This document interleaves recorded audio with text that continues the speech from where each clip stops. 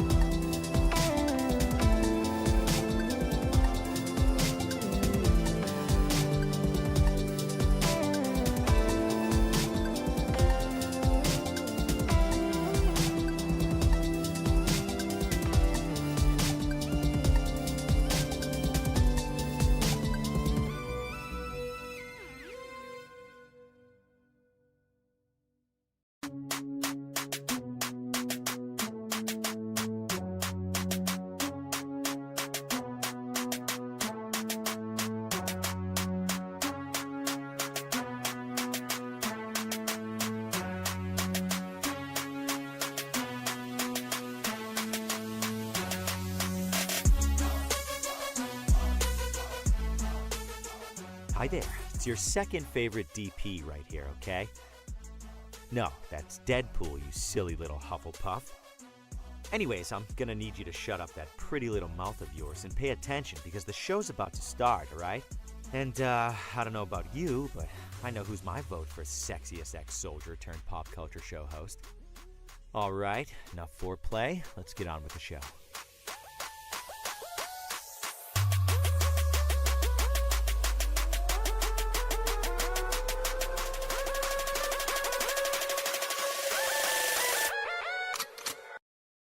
Broadcasting live from the basement of the Pentagon.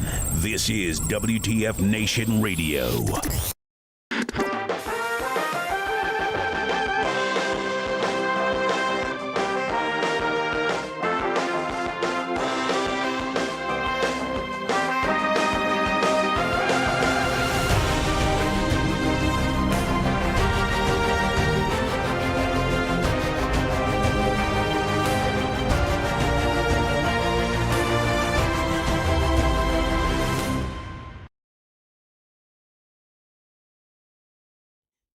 Hey, everybody. Welcome, one and all. Today is September 17th, 2024. This is episode 183 of Pop Culture Warrior. It's the show where I stay up to date on all the ins and outs of what's happening in pop culture, so you don't have to. I am CQ. I am your Pop Culture Warrior, and joining me now is our beloved co-host. He's the man in the bubble. He's the Marine with the mandible. Ladies and gentlemen, give it up for Mad Mike. Woo. Hi, Mad Mike. How you doing, buddy? Hi. Hello, sir. Real quick, big ups. We're on TikTok now, too. How crazy is that? So we're now live on the Facebooks, on the Instagrams, on the Twitters, on the TikToks, on the ticks and talks and the kicks and the cacks and the... Oh, man. Dan Watt. So, hey, buddy, you're not on a rebroadcast. This is live. This is happening right now. Say hi to Dan, Mike. Let's prove Hi, you're real. Dan.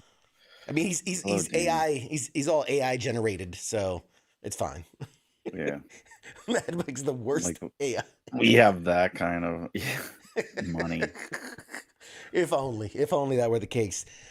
So hi everybody in TikTok land, as well as Instagram land, as well as Twitter land and Facebook land and All of the internet. YouTube lands and all over the internets. For all those watching live on Grindr and OnlyFans and what's the fucking what's the one where you put like your resumes and stuff up on Indeed.com Indeed. and what's the networking MySpace. one?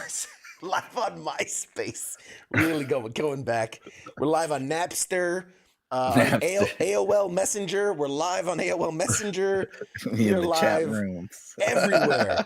ASL, baby. Give us that ASL. What's up? Say hi. Let us know you're watching, guys. You know, if you're out there, say hi, man. Thanks, man. Dan. He says, have a great show, guys. We're doing it live. Still doesn't believe it. He's like, We're live on Pornhub, OnlyFans.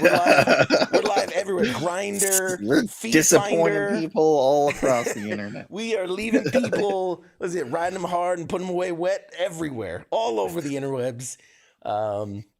It's good times. Why is my chat not working? The other chat, not that chat. The other chat. This thing is being a dude. Oh, I know why. I forgot to open the little chat body thing. Hang on. There we go. Now that should kick in. Doi me. Sorry guys. I haven't seen. Let's see. Who's out there? Phil. Hey, Phil. Episode. Anubis, Keith, Corey, Richie out there. What's up, buddy? Mike can't be AI. AI can't get dumbed down to Marine level. Yes, like Keith, LinkedIn. Thank you. That's what I was trying to remember. LinkedIn. Yes. LinkedIn. Anubis says we're live on LimeWire. You can illegally download us on LimeWire. We're everywhere, baby. Everywhere. Oh man, you guys are awesome. Thanks for tuning in. I should hopefully start to see CQ forgot how to radio. Ha! I got it. It's back. I forgot to open the one little Probably widget that. easier if it was just radio. Yes, yes. Hey, Jenny's in the chats. What's up, Jenny? How you doing on TikTok? People watching us on the TikToks. We're live, baby. We're live. As per usual, CQ Remind forgot. me to take my credit card information off of it. Listen. Okay. For All they are those- listening. All the peoples in China are listening now. in China, I'm one of the greatest podcasters in China. We're gonna be on all the algorithms. It's like the dumbest shit to watch. I'm like Hasselhoff, man. I'm huge in like Austria. I'm huge, bro. You don't know. I'm worldwide, Mr. Worldwide. I was gonna say. So for those that love to make fun of how CQ forgets to do things, when I tell you my setup has like 100 steps, okay? Y'all don't appreciate the level. What's the opposite of efficiency? Fuckery? The level of fuckery that I go through just to go live, because I have to have the graphics here and the little bubbles there and the things doing the swoopy things. And don't believe me? Throw up some emojis in the chats and you'll see them bounce around the screen. You think that shit's easy to do? You think that just falls off of trees? No, man. CQ out here breaking things. All just self-induced. Smith does it in a porta-john with a King does it from a closet. on a cell phone. What's the Iron Man quote? King can do it with a box of scraps in a cave. Yeah. Coach calls in on a landline. He sends up smoke signals. He's communicating.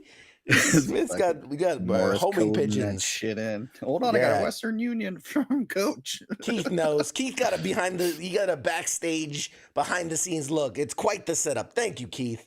I appreciate that. Yeah, appreciate y'all. Oh man, y'all are funny. Oh, look at that. You got a "that's funny" mic from Jenny. Aw.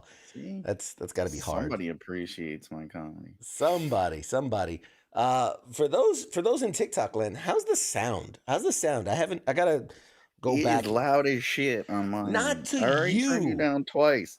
Stop it. I can be louder. I can Did you do it. clean your fucking earphones? You probably got fucking years worth of earwax on them. Like, it's so low, I can't hear anything. You're killing me. Phil says, I'm surprised CQ hasn't been hit by any Windows updates. Bro, let me tell you the shit I have to deal with behind the scenes. Reloaded Windows 11. Hey, look, we got a newbie. Joe says, new here. Jacob recommended the stream. Well, thank you, Joe, for joining us in our silly little nonsense here. And whichever Jacob recommended them, they're like the best Jacob out there. It's my favorite Jacob. The ones that are recommending this. Unless you don't like the show, then fuck 'em. Yeah, Fuck if you don't like Jacob. the show, then it is what it is.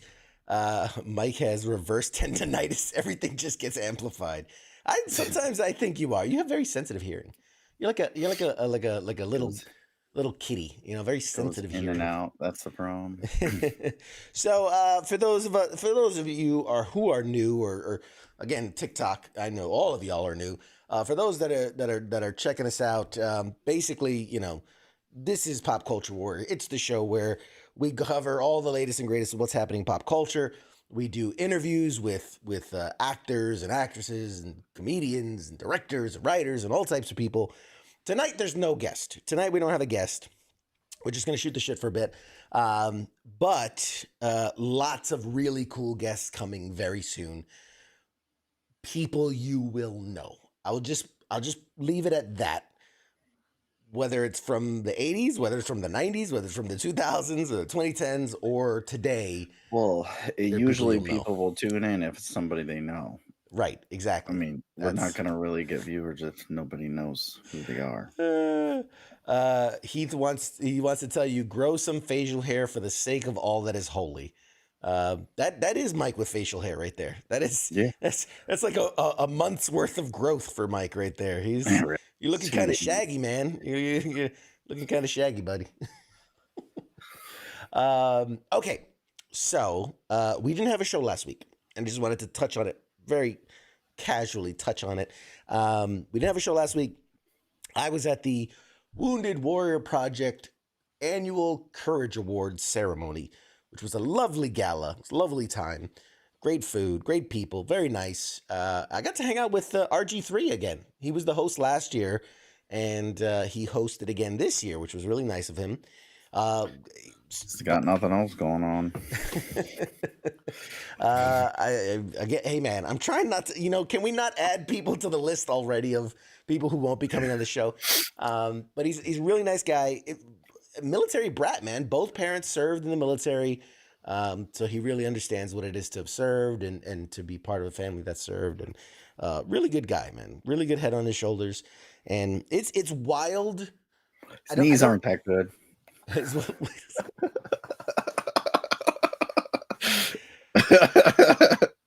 Add to the board of the people that won't be coming on Pop Culture Warrior, RG3. We don't do sports peoples anyway. That's true. It's another show. Joe says, I'm an avid collector. Jacob got to see it and mentioned that you collect. I see that Loki scepter. Yes. Couple of, so that's in the big Marvel side. So you get let's see if I can point it. It's doing this in reverse. Cap shield, Loki scepter, Thanos glove, Captain America's helmet. There's the Tesseract case from the first Avengers, Thor's hammer, Deadpool's head, Ant-Man's head. There's a Black Panther, Magneto, Ant-Man, Star-Lord, Iron Man, Iron Man's heart, proof that Iron Man has a heart. So yeah, a lot of Marvel stuff. Walking Dead stuff at the top. There's Lucille and Rick's sheriff hat. Was that Back to the Future stuff there? Some video game stuff. It's hard to see, but there's like a Nuka-Cola. There's a Metal Gear Solid set of keys. Was that the virus, the T-virus from Resident Evil? Master Chief, White Ranger, some Dragon Ball Z and pop stuff, and yeah, some DeLorean stuff. And yeah, I'm a big nerd. You got a fish tank back there? No, that one. You're talking about that one right there. No, that is a NFL helmet. I was given a helmet by the Baltimore Ravens, signed by the team. No, next to that looks like a fish tank. Oh, the one next to that? Oh, with a dinosaur egg in it. You got growing raptors back there? That's a Jurassic Park replica. From the real Jurassic Park. I snuck it out in my butthole. I tried to start one myself. It didn't go well. It's yet to hatch. CQ's Jurassic Basement. No, that is it's a little mini football. But it's a little mini football signed by a bunch of Hall of Famers. And there's a lightsaber up there and a bunch of footballs and Ninja Turtle toys. It's just a bunch of random shit. But yeah, huge nerd, obviously. If you couldn't figure that out, I've got a bit of a collection. What was I talking about? Oh, RG3, really nice guy, very nice guy. And I feel like Trump sneaks out of it. It's like, he's a great guy. Great. He's really good. One of the best. Going on. He loves me. He absolutely he endorses me. He respects me. He says I could have been the greatest quarterback of all time. But he's really the greatest. No, yeah. So he was cool to hang out with and had a lot of fun. So that's why there was no show last week in the 9/11 remembrance, and whew, that's a lot to say all at once. What's the news? Let's look at some news. Oh, it's a dumb thing. You're an iPhone user, correct? Yeah. Okay. So don't be so excited about it. Yeah. I just know it's gonna be a slow week when we're fucking talking about phones again. This last year. For like 2 episodes. It was like so boring. Oh, you're killing me. They took away a camera, but it's way better. Listen, it was hard during the writer's strike. It was hard to get titanium, but it's fucking aluminum foil. We were in support of the people striking, so we were not talking about pop culture stuff. So yes, we might have spent an episode or two talking about phones. You could put a screen protector on it. If I angle it this way, you can't see anything. You killed me, bro. So, hey man, you make me lose my train of thought. God damn it. He's so good at that. iPhone something. iPhone, yes. iOS 18 has been released early access. It's not an automatic push, so if you guys have a iPhone 15 or greater, you just got to go into your updates, look for updates. It'll say update iOS 18's here, upgrade now. I have it. I've been playing with it. It's the precursor to a much larger update. So this is like think of it like the foundation upon which all the new stuff's going to be laid upon. There's like changes in the photo apps. There's changes in customization options and how you can align your apps and things Android people have had for years. Yes, we all know. But like I've been messing around with having like my apps Well, in you're dark not gonna be mode. hacked. Yeah, that's true. So like you can see, I'm not going to show much, but all my apps are in dark mode, and I made them bigger because I'm getting old and it's harder to see things. Oh, But Jesus fuck. You have a screensaver of yourself. who Your else would fucking be there background is yourself. on Family Feud? Hell yeah! Oh Who my else? Who God. else is going to be on the? Just when you thought you couldn't hate you anymore. What should I have a Spider-Man background? Like what? Yes. Who the fuck puts their own picture as their background? Who doesn't? Have you seen me? lately? Everyone else in the world, unless you're some Okay. All right. All right. self-absorbed asshole. All right. Can we get people out there? Can you back me up here? Is it weird to No, put like, yourself on Fuck your own my wife wallpaper? and my kids. I just want me. Here you go. Keith says that's not weird. There you go. There you go. See. You're telling me I'm weird. I ain't One you person. weird. Everyone else is like, you're a fucking asshole. We've known that forever. Anywho. Anyway. Yeah. Anyway. Nobody cares. So yeah, iOS 18. Go try it. It's fun. I like it. And they got the AIs. They got the AIs coming. Well, that's coming. Yeah. So like the next two big parts, like 18.1, 18.2, are going to be the Siri, the massive Siri update, and then the other one is like the Genmojis and a bunch of like the AI stuff, the prompts that you can create stuff on the fly. So it'll be interesting. That's all we use is the emojis, anyways. That's what I look forward to. My wallpaper is a picture of my butthole. So there you go. I'm not that weird then. That's pretty much. That would be better. Which is great. Except everyone would be like, "Why do you have a picture of a black hole on there?" I'm really into the galaxies, like Uranus. You can hear it. And Phil said, as long as you're not in a compromised position, they're perfect tag team comments. So in news, I was looking through, not a big story or anything like that. I just thought it was fun to share. People remember when we had Robert Patrick on the show, the great Robert Patrick, T2, and a million other amazing movies and shows he's been in. I follow him on the Instagrams. Great guy. Very good guy. I never knew it. Guy. His brother is the lead singer for Filter. I did not know that. There you go. Avid motorcycle enthusiast, owns a Harley Davidson shop. Great guy. Was recently in Peacemaker season 1, and spoiler alerts if you haven't seen Peacemaker season 1, he is killed by his son in that show. And so a lot of people were very speculative about whether or not he'd be in a season 2. And then we had all the DC confusion of rebooting, not rebooting, something's coming, something's not. And then they said, well, like Peacemaker is not really a season 2. It's more of like, it's a continuation, but not really a continuation. Like it's all over the place. Yeah. So a lot of people weren't sure, would Robert Patrick be returning? I just saw an interview with him.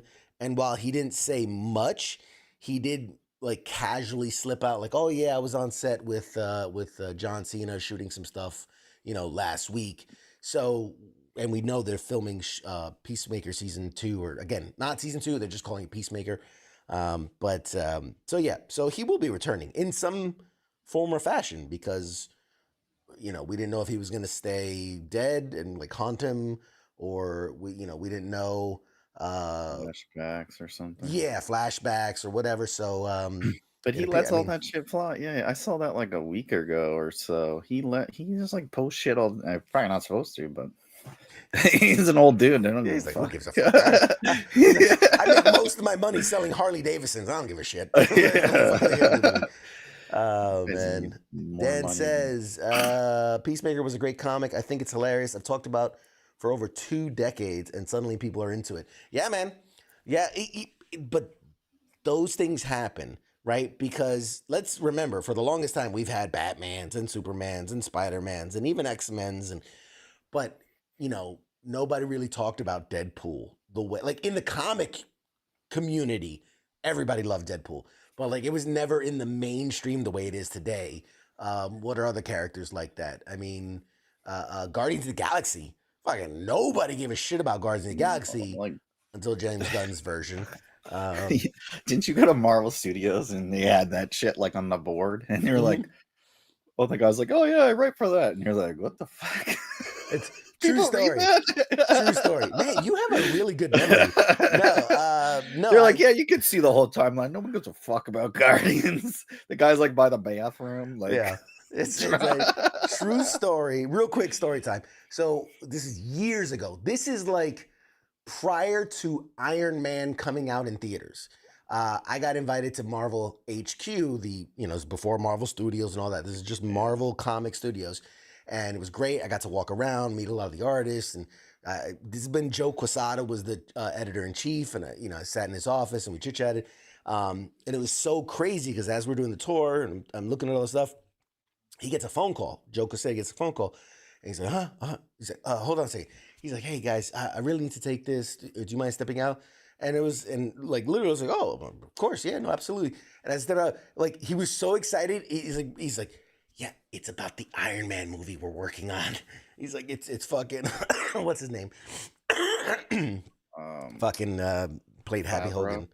Yeah, Favreau. He's like, it's John Favreau. We're gonna talk about Iron Man. I was like, all right, cool, man. Nobody, because in my head I was like, who fuck it? It's another Marvel movie. Who fucking cares? And I left, and I remember they had a big board and it had all the comics because the way they do it is like week by week. Well, again, this is years ago, but week by week they would have here are the covers of all the next issues, and it was cool because like whatever was almost ready, right? Like this would be the next couple days. Like it looked like a perfect done cover. But then as you would get to the next one, to be a little bit rougher, a little bit rougher, a little bit rougher, until you get to like the one that's like coming out in 2 weeks, and it's just like stick figures and shit. So it was really cool to see like how they iteratively, progress as it moves day to day. Like they get better and better. But I remember seeing the guy that was giving me the tour. He's like, I was like, oh, so what do you do? He's like, oh no, man, I'm one of the like executive guys. We all have kind of our own group of stuff. And he oversaw like the Galaxy stuff. So like Nova, Guardians. And I remember telling him, I was like, oh, so all this shit that nobody reads. He's like, yeah, pretty much.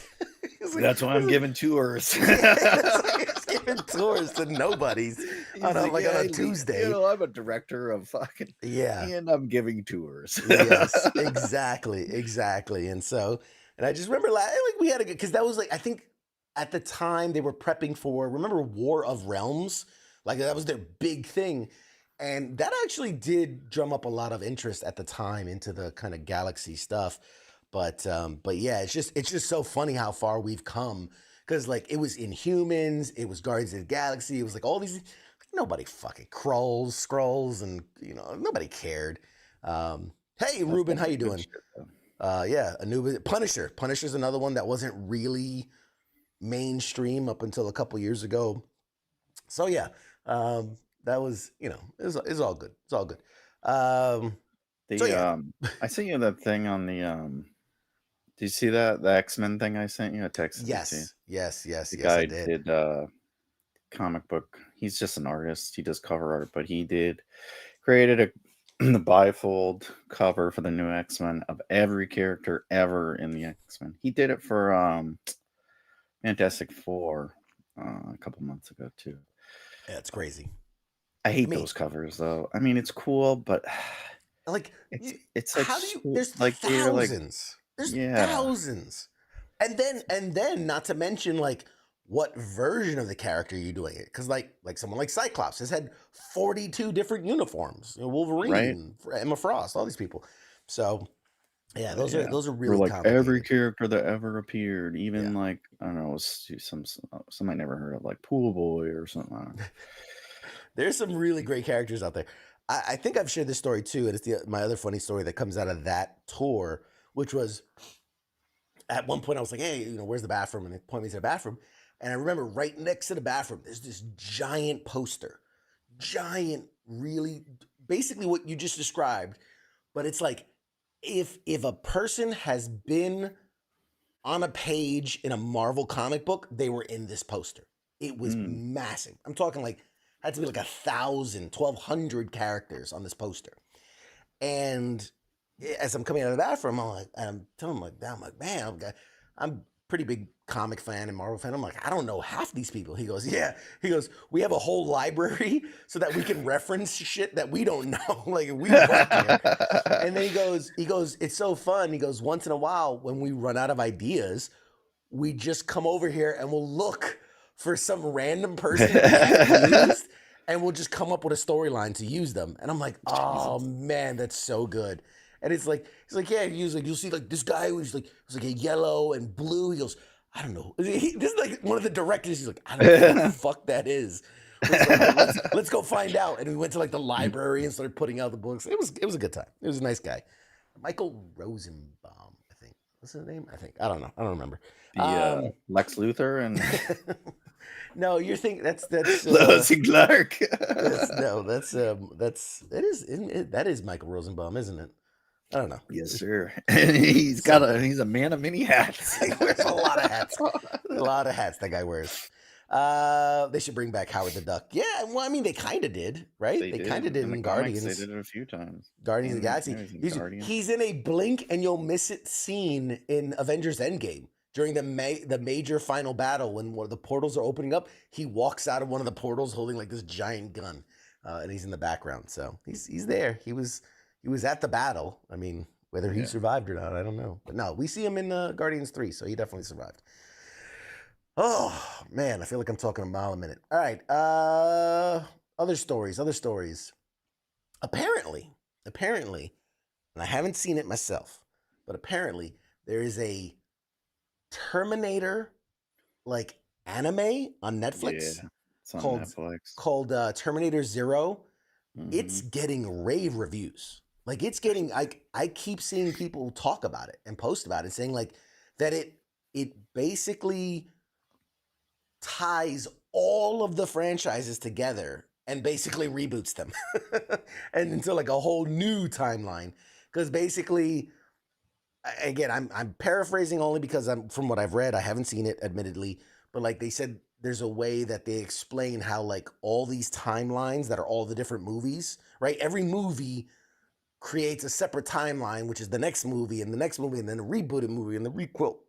And so like they tied it all together and then created another story where they go back further and it's a whole separate thing and it resets the timelines and it's a whole thing. But apparently it's really good.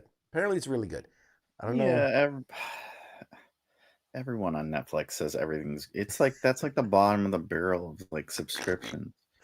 But there's nothing on Netflix, and if that's the only service you have, whatever they put out that's halfway decent is great. It's like, oh my god, I'm so tired of watching 50 First Dates. Like, this is excellent. First of all, that's a great movie. I watched that 50 first times.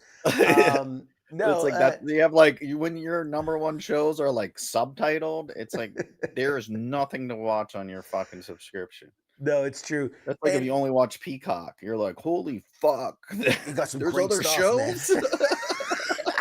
Peacock's all about it.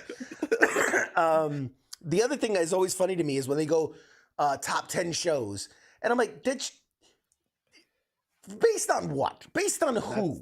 That's like, their algorithm. That's what they want you to watch. Yeah, these are the shows we need you to watch. Money on these shows. Yeah, we need a return on investment on these 10 shows. And I'm gonna have to get a cough drop. Jesus. But yeah, I haven't coughed all day. And they're probably they probably are putting $50 million in another Terminator movie that'll be on Netflix, starring Adam Sandler. Kevin James. AI generated Chris Farley. No, Get his brother. I don't know. Have you seen this trend too? I'm seeing a lot of Nope. really popular IPs, intellectual property, that get the anime treatment, right? Yeah. We've seen it with like Rick and Morty. We've seen it with Terminator. We've seen it. Transformers. Transformers. Like there's He-Man. a bunch of them that are getting this like these anime versions, and I don't know if it's a testament to that there's a bigger anime fan base now, right? With the advent of Dragon Ball Z is old school, but One Punch and It's just all Netflix, these though. Like they're just trying to tap. It is a big market. I mean, people. I don't know. anime is I'm not into anime. huge. I've never have been. I hate it. I don't. I can't get into it. It's just stupid to me. I don't know. Just like not everyone's into gay porn, but whatever. To each their own. Yeah, But fair. it's a huge market. I mean, we go to the cons and stuff. It's like everywhere. People buy it. So I don't know if you're into anime. Do you like this shit? Do you like it when they take regular Yeah. good stuff and turn it anime, or is it stupid? Yeah. I think it's stupid. But I mean, I remember like X-Men had an anime. Batman had an anime. Like they just started like anything they could think of. Dan says it's very hard to make good movies these days. Every department is just lacking real talent and conviction.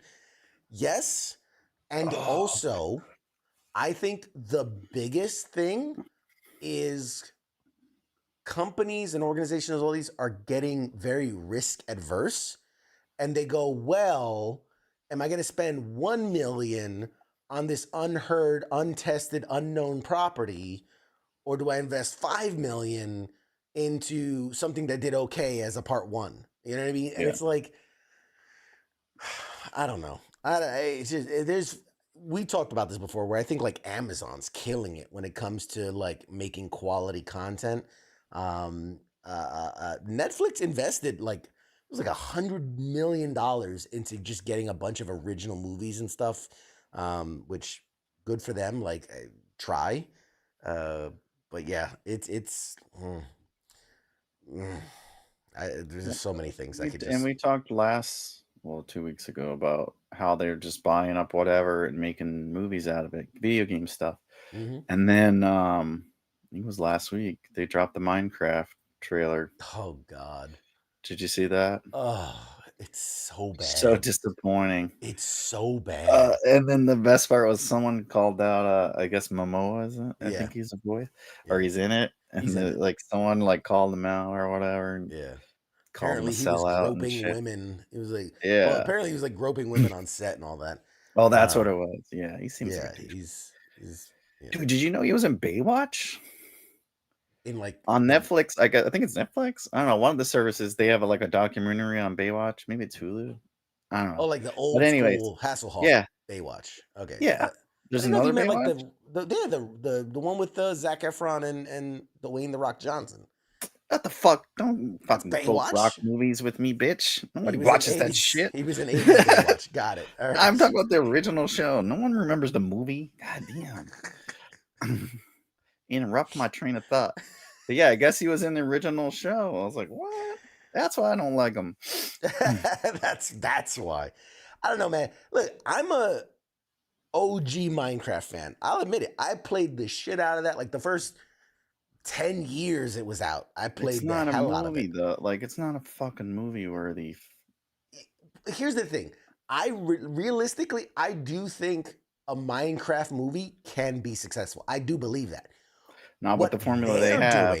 What they're doing, I think is going to be a train wreck. It's Borderlands. They're doing Mario. Yeah, it's like Borderlands / Mario. And who they got in there whenever they think it's going to be shitty? Jack Black.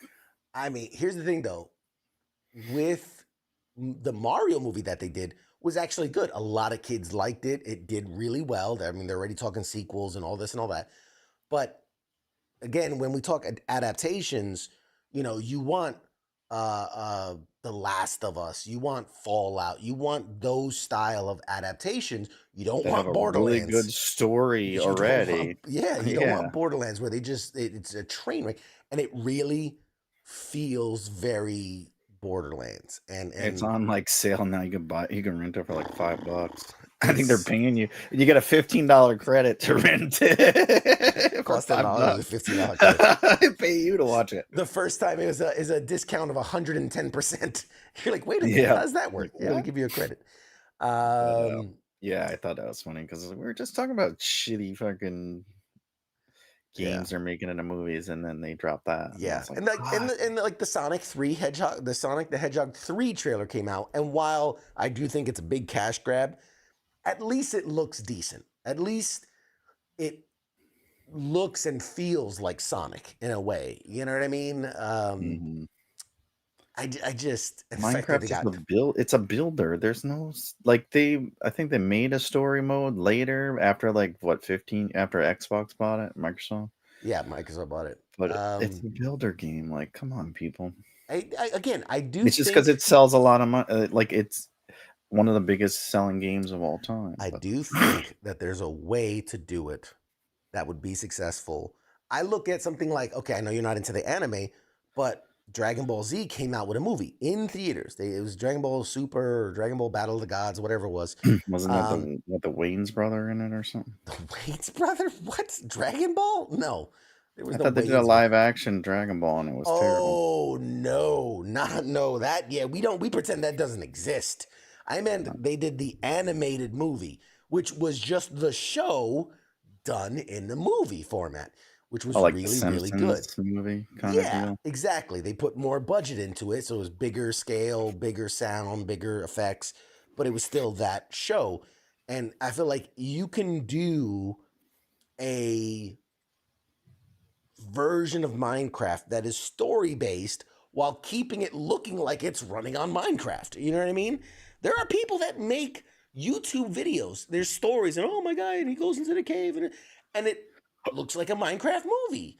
Just That's do true. that with a little bit of budget, bro. I mean, I don't know. I think it's going to be a huge bust, and it's going to set back the gaming movie industry a couple years because first Borderlands, and then again we talk about companies because these fucking 80-year-old white dudes at the top don't know. Like, well, I guess the fans don't want to see video game movies, and it's like, no, you just want to see good ones. Well, we get it's an $80 billion net sales game. We gave them the movie. Nobody wanted to watch it. Yep. I guess nobody's into it. Get No. De Niro and Scorsese back. We're gonna make another Prop 'em drama up. piece, another period piece. Skeletons, just prop them up. Got fucking strings on them and shit. They should do a Resident Evil movie. Oh, come on. Haven't they? They've tried that multiple Beat that times. shit to the one they did with we had the guy Robbie Amell. Arrow's brother.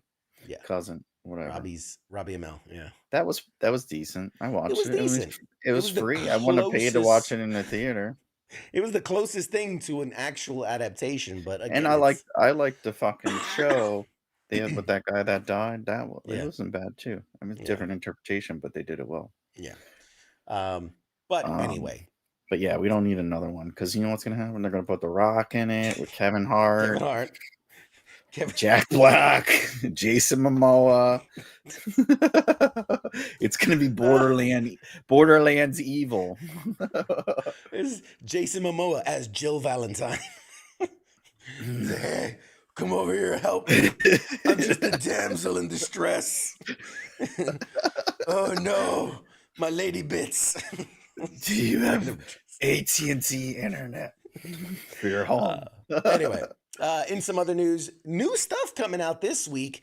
I think tonight airs the premiere of the American Sports Story, the Aaron Hernandez story, which is basically like they did that OJ mockumentary a couple years back with David Schwimmer. And those old what do they call those? It's like those old soap opera dramas and shit. Yeah. So they're doing the one with Aaron Hernandez that starts tonight. There's also Agatha All Along. If you guys are into the Marvel universe, Agatha All Along comes out this week. And also from the DC universe, The Penguin. The Penguin comes out this week. So that's great. That'll be Hi, good. Dinora. He said, did you see what's his name? Colin Farrell's. Yeah. He's like, that process was so brutal. I don't ever want to do that again. Or Yeah, well, he he's was commenting why they were doing it to him. Yeah. But it's like, yeah, you need money, bitch. You'll do it again. No, And then they're nobody- like, he has to do it again because he's going to be in fucking Batman Yeah. 2. He's contracted. He's contracted to do it again. Which starts filming in like January. I think. Yeah. The best comment I saw from him, because Colin Farrell just don't give a fuck. He just does not give a fuck. The best comment I saw from him where he goes, because somebody was asking him about the process. And you know when an actor has just been, he's like, I've been asked this question so much, I just don't care anymore. So he's like, and I'm paraphrasing, but he's basically like, it's not the only prosthetics I put on. He's like, I wanted him to be anatomically correct, if you know what I'm saying. And I'm like, who says that in an interview? Who says that he was packing other prosthetics? Yeah, but like, have you seen a penguin? Somebody, dude, just cut it. Like, he just tucked it. Penguins aren't walking around with giant fucking dicks, He tucked it and then put a little sardine. It's not like a horse or whatever. Like, you don't see a penguin with a fucking, oh, that's how they balance themselves. They got a freaking tripod. And here's the so the funny thing is, he's like, I also smelled like fucking shit and sardines. I shoved sardines in my pants. No, well, not for nothing, but I will say there's a Hollywood rumor about Mr. Colin Farrell, and that he's packing himself a rocket launcher, if you know what I'm saying. I doubt it. It'd be hilarious. I'd be hilarious if he's like, I'm gonna tape that thing down, and I'm just gonna put a little sardine in there, and he's got a flipper. He's got a flip. What is it? He got a flapper. I don't know what they call it. Oh God. On that too, that show. Well, I'm looking forward to that. I like that. What's his name? It's not Matt Reeves, but whatever. The guy that wrote it, he does pretty good shit too. But his whole shit, he's doing good, I think. But he confirmed, Matt Reeves confirmed, I think it was today. They're definitely doing the 2 more movies, trilogy. He wants to do the Batman. Yep. He wants to do a Batman trilogy. Basically sticking it to James Gunn, which I think his will be a lot better. I mean, I like it where they're going so far. It's slow and stuff, but I think it's different. It's a bit broody. Which, Batman's kind of a broody character. His family got killed. I mean, yeah, he's a billionaire, but whatever. You don't want to rub it in people's faces.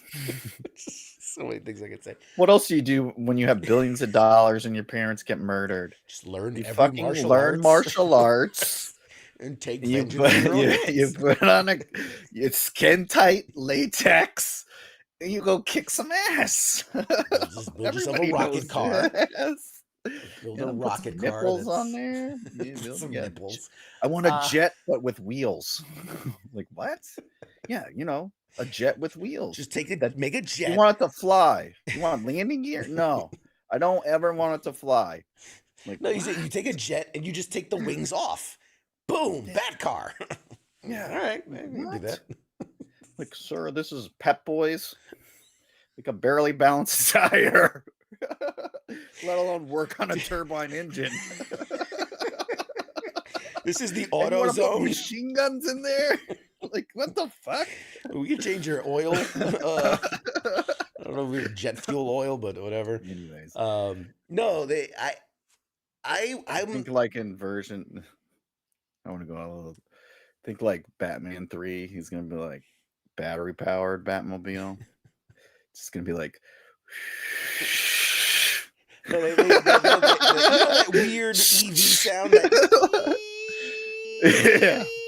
As it's coming around, you're like, "What's that sound?" Like, my eardrums. It's the Batmobile. It's the Batman. My ears are bleeding. Oh shit, I already went 90 miles. Hold on, I gotta charge this bad boy up. Let's continue this chase later. Alfred, bring the bat generator. I need a jump. Use my bat AAA card. Oh man. I knew putting solar panels in wouldn't help us since I only were driving at nighttime. Solar panels were a bad idea. Who approved this? Damn it, Lucius. No, I was one of the people. I wasn't like a poo-pooer of the Batman. I thought it had a lot of really good elements, and my thing, and this is something I'm on the fence. Okay, so bear with me, go with me here. If you're going to make a movie about something like an adaptation, which superhero movies are adaptation of the comic book, you don't have to do a word for word, you know what I mean, a panel for panel remake, but you want to stick to the core concepts. You can create an original story, but when you fundamentally change who the character is, I don't like it. You know, Walking Dead did a really good job in the show in that it didn't adhere, like there were beats from the comic book, but it didn't adhere page to page, but the characters were more or less who they were. Now, obviously, like 10, 12 years in, they got pretty far off. But kind of went almost word for word until Negan, which is like 6. Yeah. But hey, besides the point. But my thing is like, so like The Last of Us did it well. Fallout's a completely original story while still keeping the core concepts in place. What do you think they changed? I don't understand what you think they changed. He's a detective. In the comic book, he's a detective to start. And the movies made him a big brute. In the world, and Matt Reeves himself said it. He goes, this world is going to be grounded and realistic. So you're not going to see things like Clayface. You're not going to see things like Mr. Freeze because those aren't. Now, you can get a Joker, right? You can get a psychotic killer and all that. You can get a Riddler. You can get these guys. But to me, you're stripping away some of the fantastical elements of who the Batman is. He's not going to get a Boy Wonder. He's not going to get a Robin. You see, dude can barely manage the relationship with Alfred in that damn show. But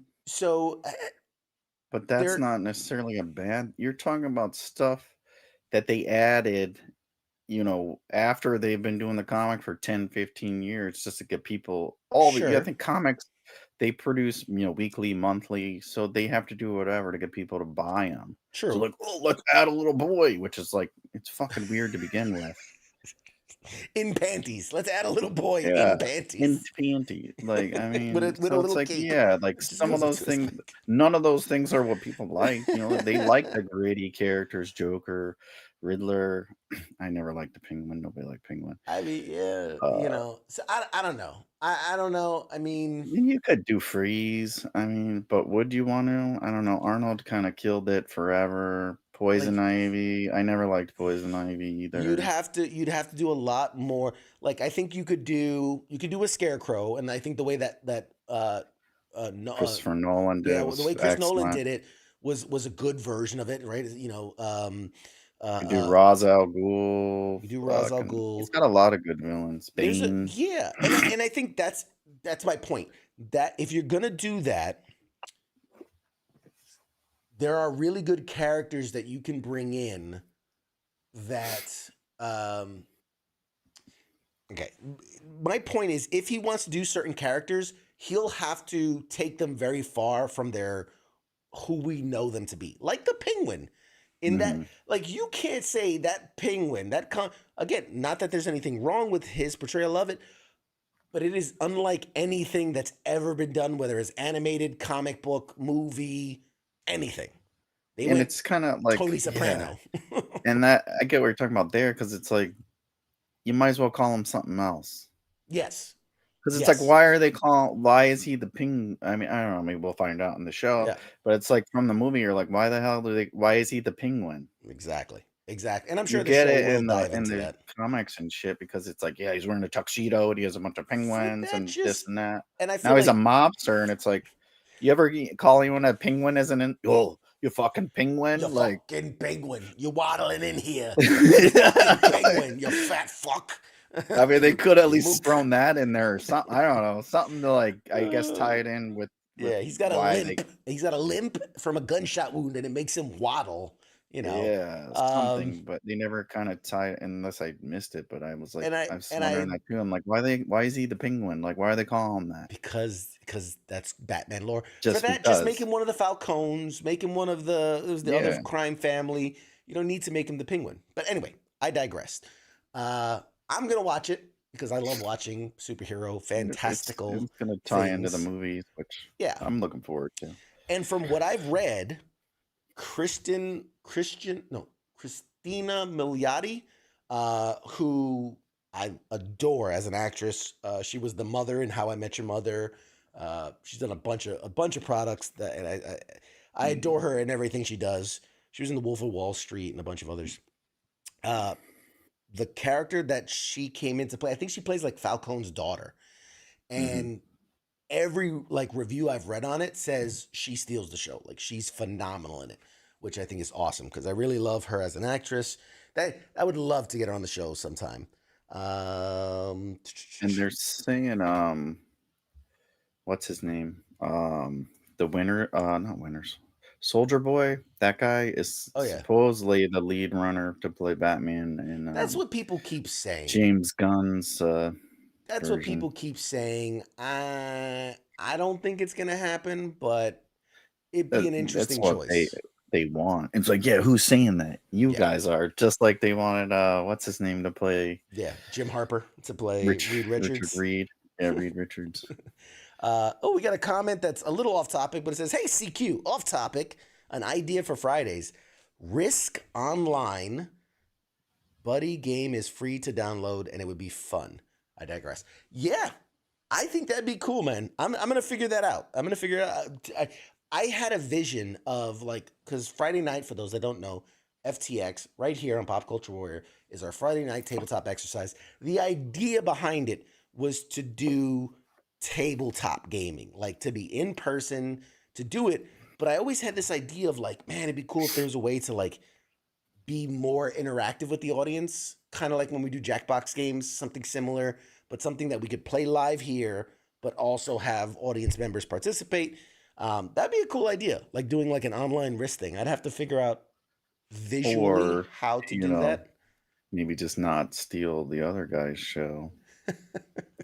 Isn't that what co-ops is about? Online Weekend gaming? co-ops. You know, I I had mean, this kind of. vision. I was gonna do it on Saturdays. I'm gonna start streaming on Saturdays. I'm gonna call it Weekend Where play Co video Video games Games. online. I'm gonna call it Saturday Night Video Game Meetups. No, that's not what it, That's poor Nemo. co-op. If you want to play video games online, you tune in to Nemo's show co-op. Yes. We'll pass that Um, along to him. There's another question. How about the Dexter prequel? Okay, my thoughts on the Dexter prequel. Have you seen anything about it, Mike? I saw. I think I saw part of the trailer. Yeah. I'm not interested. Uh, I It's another was a cash huge Dexter grab. fan. I was a huge Dexter fan right up until they destroyed that show. Mhm. I'm interested to see what they do because, like, I feel like for something like this, you really have to have a vision. You really have to have a strong vision to go this route and do this. Um, I liken it to when coming off of Big Bang Theory, they did the Sheldon show. A Yeah, lot of people were like, "Why? Why?" yeah. Like, but they had something. They had an idea. They had a good vision, and it ran really well. More often than not, I think it's not a good idea, and I don't think people like it. But I'm willing to give it the benefit of the doubt. I will try. I'll watch 2 or 3 episodes and have a pretty good idea of if it's going to be a hit or miss right away. I would have to Um, subscribe to Showtime again, which I'm not falling for it. They got nothing else going for them. Plus, it's supposed to be it's what true. we talked about it before. Was he like 16 or something? And they Yeah. got like a 30-year-old guy playing. Like, get the fuck out of here, You know dude. what swayed me in the decision to You're watch like, it? if Kevin Bacon can do it, I'm in. I'm in. His feet were so loose. So loose. His foot was so His loose. foot. Not Yeah, both that's of them, right. just one of them. The what swayed me in the direction of I'll give it a chance is that Michael C. Hall is coming in to do the narration. Because for those that don't know, like that Because was he's got bills to pay and he's got no other opportunities going for him. I mean, When they but ended that season, he's like, "I'll never return to the character." He's like, Trump, like, "I'm never coming back." oh, I need And money. then those bills keep adding up. So here's the thing. The big part of Dexter were those monologues, like those inner voice monologues. Like if you cut those out, most of the episodes are like 10 minutes long Yeah. because he spends most of his time just talking to his head. So my biggest thing when they announced that was like, man, that has to be a huge part of the story. And it's just going to be weird hearing another voice in the head of Dexter. But it's still weird. Now he's like a 16-year-old and he sounds like a He sounds like 50-year-old. he sounds like a 60-year-old man who's Like who's if you smoked for have many like years. if you ever like have your own inner thoughts, it's always like the voice you You're right. have. I'm never like, my inner monologue is Morgan Freeman. I look at it though. I look at it more in the sense of what they did for young Sheldon, which is they had Jim The Parsons other reading Sheldon, because yeah. it's more of I'm reminiscing about those old times rather than it's happening present day, if that makes sense. So like Yeah. he's like, I remember the first time I fucking killed a guy, and it's playing that, that scene. I think that's what they're going with. Because otherwise, yes, it would be weird to be like, what am I gonna what do I have for breakfast today? And he's like a 16-year-old. Yeah. He's like, man, Jessica's boobies are really coming in. It's like, why does he sound like an 80-year-old man? Now I would tune in for that. That's what I want to see. It's like, why does my inner monologue sound like a chain smoker from the 50s? Yeah. This is like, oh, But they God. all have to do it. It's like all the care. Like his sister is like really Jennifer Yes. Carpenter. Oh man, absolutely. I just want Stokes to come around and just be like, surprise, motherfucker! I'm on this show. Surprise! I'm on this He's show like- too. He's like I'm 10 not- years old. He's like 10 years old, and he's like, surprise, motherfucker! I told you not to run in the hallway. He's like, why are you cursing? He's like, why are you jumping me in elementary school? He's in the school lunch line. Oh, Surprise, now, motherfucker! Dexter. Surprise! I'm taking your chocolate milk. Vegetable. One vegetable, Dexter. No dessert. Wouldn't they be like closer to the same age though? I would imagine they got to be close to the same age. Yeah. So maybe he's like a senior and Dexter's like a junior, and he's, it's like, surprise! I'm taking your lunch money, bitch. Dexter's Oh, money, I got free lunch. My dad's a cop. Dexter's Phil, that's awesome. Dexter's inner monologue is going to get a visit from Chris Hansen. Yeah. Come in here for a second. Come in here for a second. Sit down. Dexter Morgan, did you think it was a good idea? Anyway, I was just here to drop off your Amazon package. I was just here to murder him, I swear. I wasn't going to touch the little girl. I was just going to murder her. God, you got the wrong idea.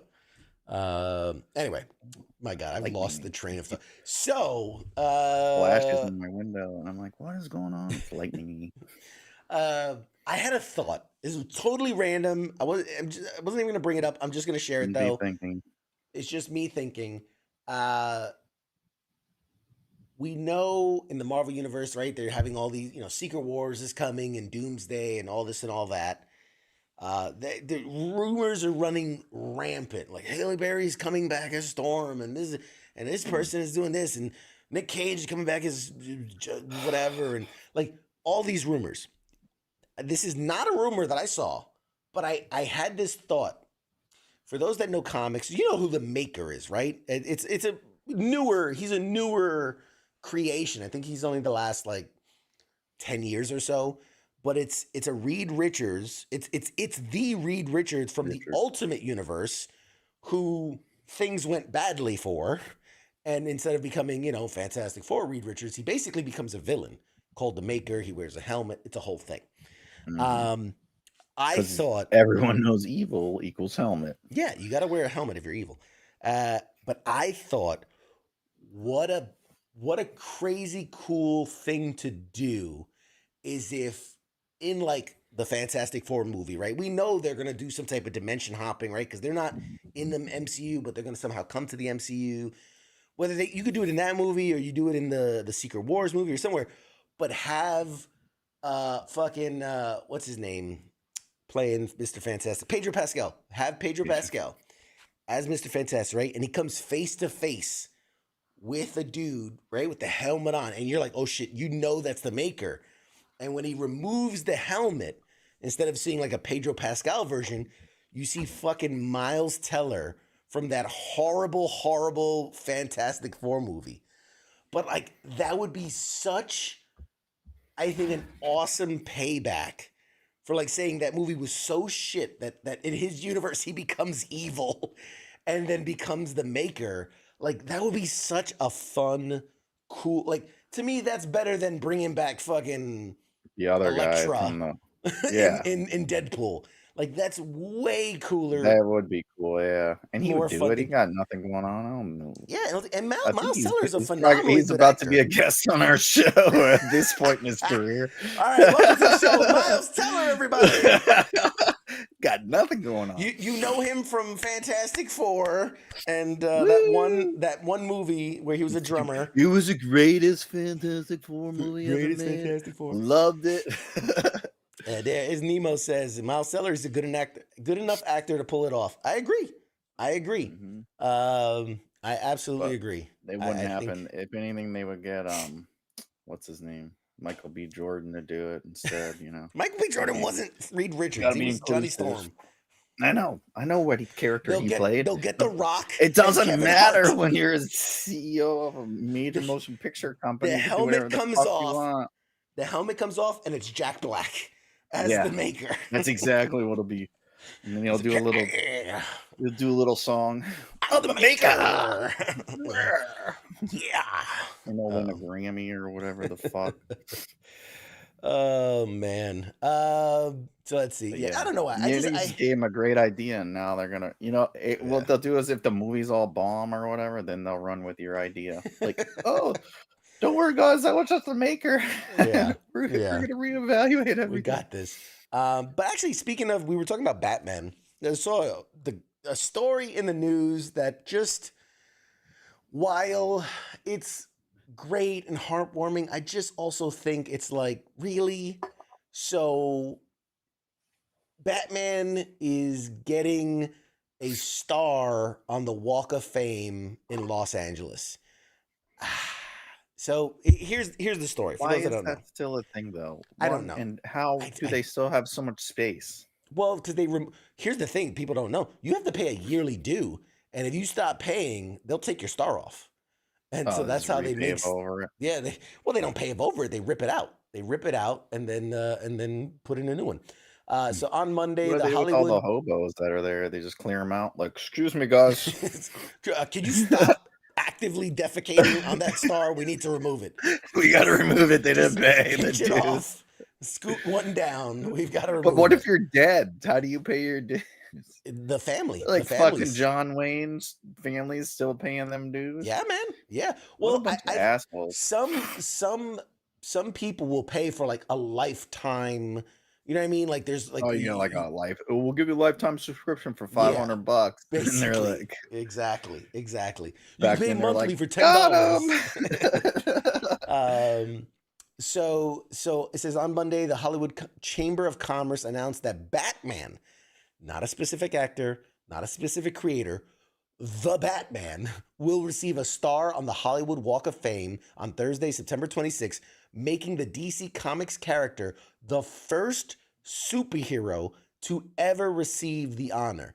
This will be, to your question, the 2,790th star on the Hollywood Walk of Fame. 2,790th. It will be dedicated next to the stars of television's Batman, Adam West, and The Dark Knight's co-creator, Bob Kane. So the star will be right next to those. Jim Lee, who's currently DC's president, publisher, and chief creative officer, and Ann DePies, who's DC's senior vice president and general manager, will attend the Batman Hollywood Walk of Fame ceremony. But that's who's paying for it is DC. I mean, well, yeah, DC's absolutely paying That's what for it. I'm like, who's paying for this shit? Oh, DC, 100% DC. The Capes Crusader himself will also appear in costume to accept his star in the category of motion pictures, plus the Guinness World Records title for the first superhero with a star on the Hollywood Walk of Fame in a special presentation. Batman was entered into the Guinness World Records book in recognition of having the longest running comic book, which is Detective Comics, continuously published since 1938. And in 2012, Batman was recognized as the most adapted comic book character in live-action movies spanning from 1966 Batman through 2012's The Dark Knight Rises. This is prior to the new Batman movie coming out. Guinness also recognized Batman for having the most Oscar winners to play one superhero, with George Clooney, Christian Bale, Ben Affleck, and I think that's it, and having the most video game adaptations of a superhero movie. That's so did you ever feel like there's just sometimes just making up categories? Yeah. It reminds me of, like, you ever watch football and they're like, oh my God, that is only the 117th time on a Tuesday during prime time under a full moon that a quarterback has thrown for exactly 17 yards and one punt return pass. And you're like, yeah, who is tracking these? Why? This is what's wrong with AI. Like, this is why I don't want AI, because you get shit like this. It's the craziest stats that they'll like, come up why with. is that a stat? Like, Jesus Christ, get out of here! Ever thought, like, who? You're just padding the resume. Okay, you have nobody else to put on here, and these people paid you a bunch of money, and now you're like just making shit up. All right. So to close that out, it says following Batman Day, which is going to be September 21st, Warner Brothers Discovery will continue the festivities with a fan activation coinciding with the Hollywood Walk of Fame ceremony. In collaboration with Funko, the all-day fan event at the Funko Hollywood store will host a 1-hour meet and greet and signing with Jim Lee. That's pretty cool. Along with his role as the CCO of DC, he's also known for obviously penciling a bunch of amazing stuff. One of the best Batman drawers of all time. Pretty much him and Jeff Johns collectively. So yeah. Johns anyway, well, I mean, them collaboratively are known for like some of the best Batman stories and the art, and going back to like Stan Lee and fucking Steve Ditko kind of combination. Yeah, I mean, I don't know. It's just a money grab. It doesn't matter. And why is that still a thing? Yeah, like it has no relevance. And they're like, well, this person got a star, and it's like, who the F cares? It lost its luster to me when I found out like how, like, you get it. How you get it is you or your estate or whatever has to pay, first of all, a shit ton to make it happen.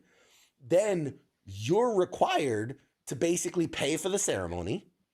Then you're required to get all those celebrities to come out and like speak on your behalf. Like, you have to get them yourself.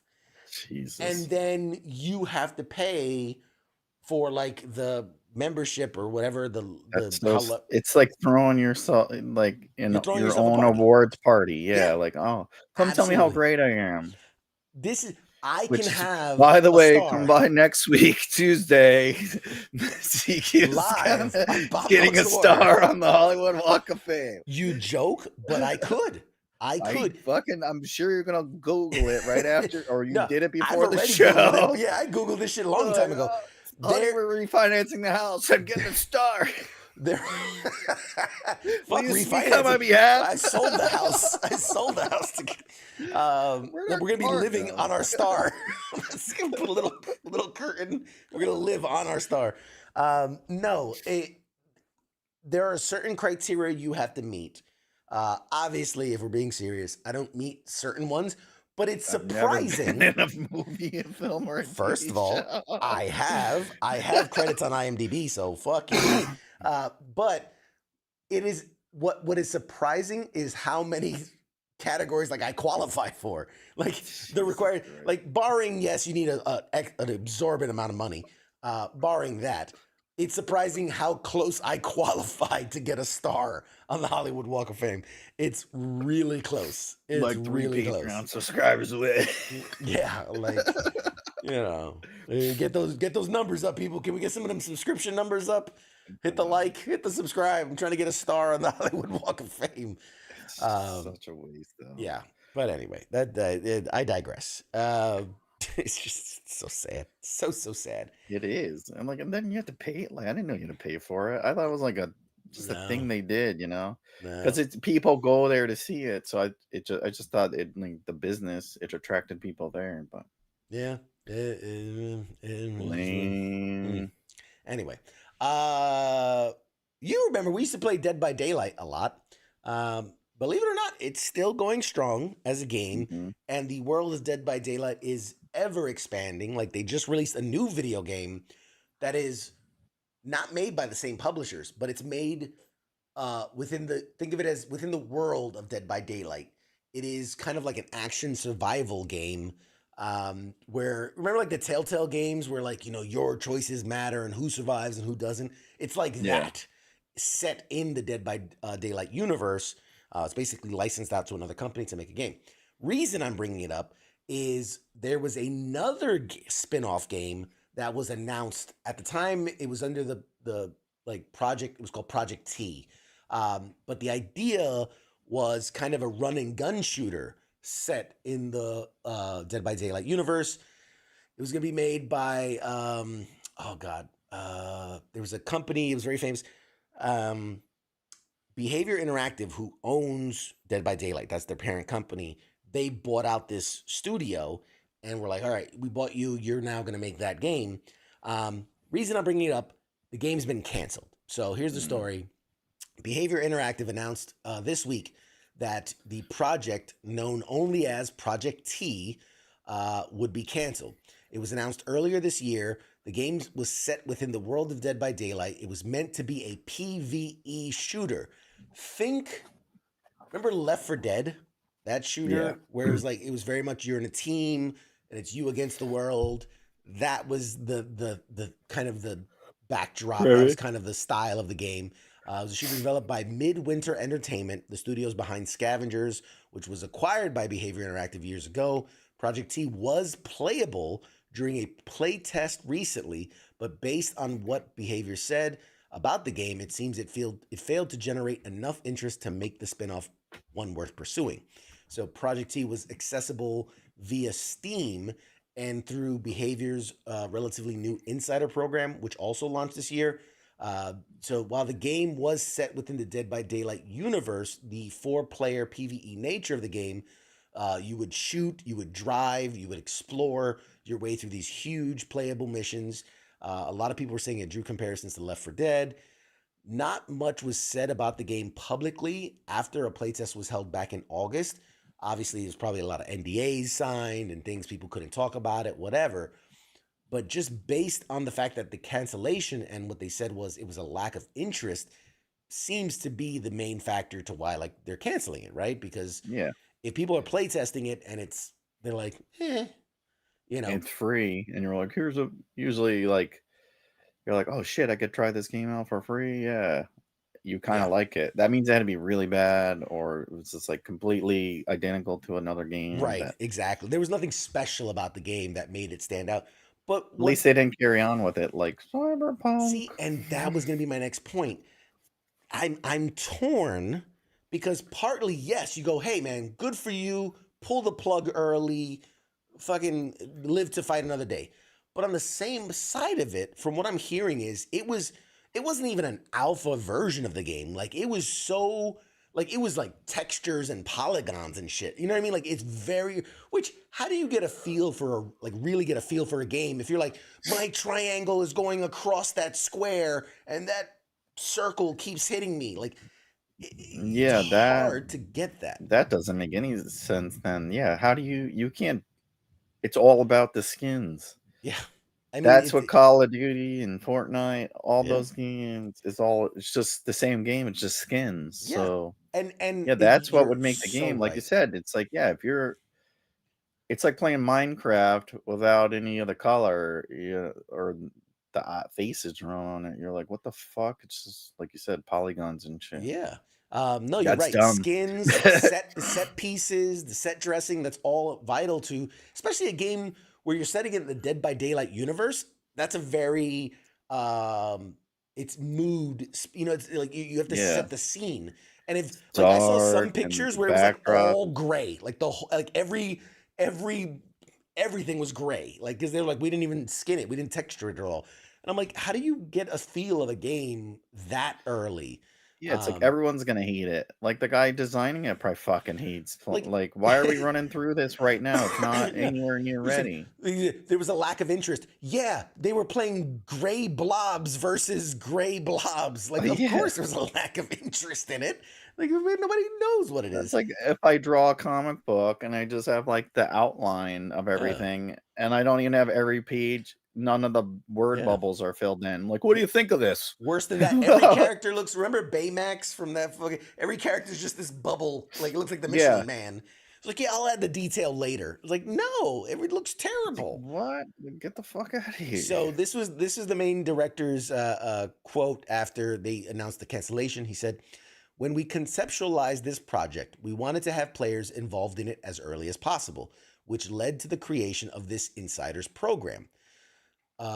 This approach has allowed us to get very early validation on Project T's core design and gameplay, which is something that often comes much further into the production of a game. Following the playtest in July, we ran a thorough internal risk assessment. Remember what I told you about risk assessments from both a product and a commercial perspective.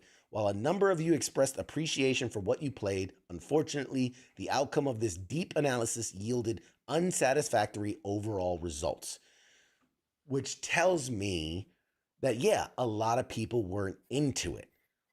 But Well, at the no, they same said time, they it's too liked early. it. So they said the players liked it, but I'm sure they're like, there's not much here. Like, give me a background, something. But they are probably looking at it like, oh, you developed this game for 3 years and this is what you have. And then you're telling me you need another $100 million and another 5 years to make this work. Yeah, That's what pretty it much. is. It's the Hey, time, Gibson. it's probably the work they did, the time they spent, and the money they want to finish it. And they're probably like, nope. Yeah. Kimson on YouTube says, "Hey guys, how you doing? Hey, hi. Hey, So yeah, Behavior Interactive has pursued several Dead by Daylight spin-offs. Like I was telling you before, the newest one is The Casting of Frank Stone, which is developed by Supermassive Entertainment, which are the creators of the Dark Pictures anthology games. Other Dead by this is the part you're gonna love this. Other Dead by Daylight spin-offs include the very unexpected dating simulator Hooked on You, a Dead by Daylight dating sim. that's awesome. And then there's another one called What the Fog, which was given away for free this year, and a mobile version of Dead by Daylight also. So there are, like, you can see they're really trying to expand this world, which good for them. A game And that they they created started like from 10 years nothing. ago. Yeah, and they started with nothing. Yeah, it was It was very like different. literally you would wait, like we would be waiting like 45 minutes to play one round of 5 minutes a thing, and then you wait another, and you're like, Jesus Christ, Yeah. I'll pay for another server out of my own pocket. Just a little fat. We were like, yeah, it was like 2 years in, and they're like, we fired up 5 more servers, and got we're like, 5 fuck more yeah, we only gotta wait 20 minutes now. We got 3 more hamsters running that wheel. You get in We're the game good. and then it glitches, and then you're fucking Ugh. like banned, and you're like, God damn it. So many issues. So many issues. Oh, But good yeah, memories though. now they have spin-offs. So. Scott has a good point here. Maybe they saw Concord, saw how bad it was received, and canceled it before putting any more money into it. Again, that's what worries me. Is how many times have we seen in an industry, whether it's TV, movies, games, whatever, the overcorrection where they go, oh my God, look at, Cyberpunk, look at Concord. We better pull the plug. Like the guy comes, I've got an idea for a game. He's like, all right, run with it. And then like the next day he's like, you know what? Nope. I don't like where this is going. Cancel it. You're like, Jesus, I haven't even put pen to paper yet. How are you going to cancel the game? Well, you could stick to your guns like fucking Rockstar. Yeah, and just to take for. But that's the thing too. Like 50 years. they, We're not backing down off this one, baby. What do you I- mean? Just cancel everything else. Cancel it all. It's crazy to Like, think that what? 11 years ago is when GTA 5 came out, which is crazy to think. But with Rockstar, I do think it's a shining example of like, hey, put the money in, take your time, do it right. But caveat, asterisk, they can do that because GTA 5 is still bringing in thousands of dollars a day. Like it's pouring in money faster than they can spend it. Which is just insane. There's nothing to those games. It's crazy. They're literally It's all the crazy. same. It's all the same fucking. There's nothing to it. It's just a different skin. It's the same shit every it's fucking time. It's a different wild. skin. And it's Wild like, to what? me. They're all like, it's like the iPhone, you know, like we got the Xenon 45 new graphics, you know, the X-ray ability, and you're like, what? It's the same cartoony looking shit like from the other game. Like, no, but now, you know, I don't know. I haven't played that game since like number 2. But Did you it's just all go the on a same. tangent so long that you forgot where you started? Yeah. I'm getting old, man. My point was made. My point was made when I first said it. Listen, and somebody shared this with me today. GTA 5, the most recent GTA, came out September 17th, today, Oh, shit. 2013. 11 years ago today. And it's Good for pouring them. in money. Like, and that's the thing too. Like, Call of Duty comes out with a new game every 3 weeks, and they're spending Maybe every billions 6 of months. dollars. It's like you could just have Call of Duty 2, and you probably would still be making a fuck ton of money. Just keep Yeah. having Snoop Dogs and Yeah. you know shits. All you need is skins, baby. Fortnite doesn't have a new iteration. It's just skins. I'm telling you, man, that I don't know. It scares me that if GTA 5 lasted 11, dude, our grandkids are going to be playing GTA 6 still. Like it's going to come out next year and our grandkids will be playing They're it. not even going to make another game. They're just going to leave. They're just going to be like, we're working on it. No, this is exactly what's going to happen is that the way we look at like Facebook, right? Like, or our kids look at Facebook, like it's always existed. They're going to look at GTA 6. Like there is no GTA 5. There's no GTA 7. Just GTA 6 is this thing that exists for all time. And they will just play it. It's going to be like Roblox for the next generation, you know? Minecraft. You know, where it just exists and you just play. There is no purpose. There's no start. There's no finish. You just live. It's gonna be the remember when Meta was like, you're all gonna live in the fucking metaverse and shop and work in the metaverse. Like that's gonna be GTA 6. It's like people are gonna have jobs where they clock in on GTA 6 on the servers and like I gotta double shift at the fucking Java Bean and clock in, making your fucking frappuccinos and shit. Oh man. Oh god, it's gonna be crazy. What costs you $12,000? Phil says Rockstar has a timeline like Marvel, 20 games and 30 DLCs. I mean, yeah, pretty much. Yeah, pretty much. Oh And man, people that's play crazy. it 'cause, you know, Jim most says people don't tomorrow's have- National Cheeseburger Day. Just a heads up. Oh, thank you. Good to What? know. When did that become a fucking thing, man? I don't know. Like, Careful, what you're is- starting why to is sound that like an thing? old man. You're starting to sound like a grumpy old man. Every day is national. It's like, okay, who's sponsoring these? When can it just be National Day? Tomorrow's just National Day. No, because it's a consumer. Tuesday. It's a Wednesday. Yeah, it's consumerism at its finest. It's like capitalist, baby. Capitalist agenda. Fucking little kids in Iraq aren't like, today's National Hot Dog Day. Fair enough. Like, so much money we But have. again, what a great country. national meaning of this nation, not worldwide. It's just an excuse for fucking us to be fat and spend money. When's National Eat Like a Fat Ass Day? That's What do my you guess. mean? Why do you have 36 donuts? It's fucking National Donut Day, you National fucking. Donut What are you, Day, a man. commie? Yeah, man. You Go back support to the Reds? Russia. Oh, It was one Jesus. day, so it was like 3 different national, and I'm like, what the fuck? Yeah. The best is when they start doubling up and tripling up. Where you're like, That's what I meant. Like one day it was like 3 different national things. I was like, why are you would we wearing have green? 3? It's National Tree Day. No, it's fucking National Punch Your Best Friend in the Face Day. Like, what? All right, whatever. Fuck it, man. So stupid. Ride with it. Let's see what else we got. So that was the Dead by Daylight news. Which now, after all that, I want to try the dating sim. I want to try the Dead by Daylight dating sim. Funny. I was mean, gonna play it the other day, but I had to like update it. It was like 30 gigs, and I'm Yes, like, I didn't have the time. at the time, I was and you like, gotta launch a Jesus match. Christ with these updates. You gotta Get plan. PTSD from Call of Duty. Like, You gotta fuck, I don't got 3 plan. days to download this You gotta shit. go. Okay, are we doing anything Saturday? Okay, I'm gonna block it. I'm gonna launch the game now to do all the updates, and then all start a 80 match updates. so that I can match with someone and play on Saturday. You know, guys gotta ready? plan shit. We're gonna play Saturday. I'm gonna start it up on Wednesday. Yeah.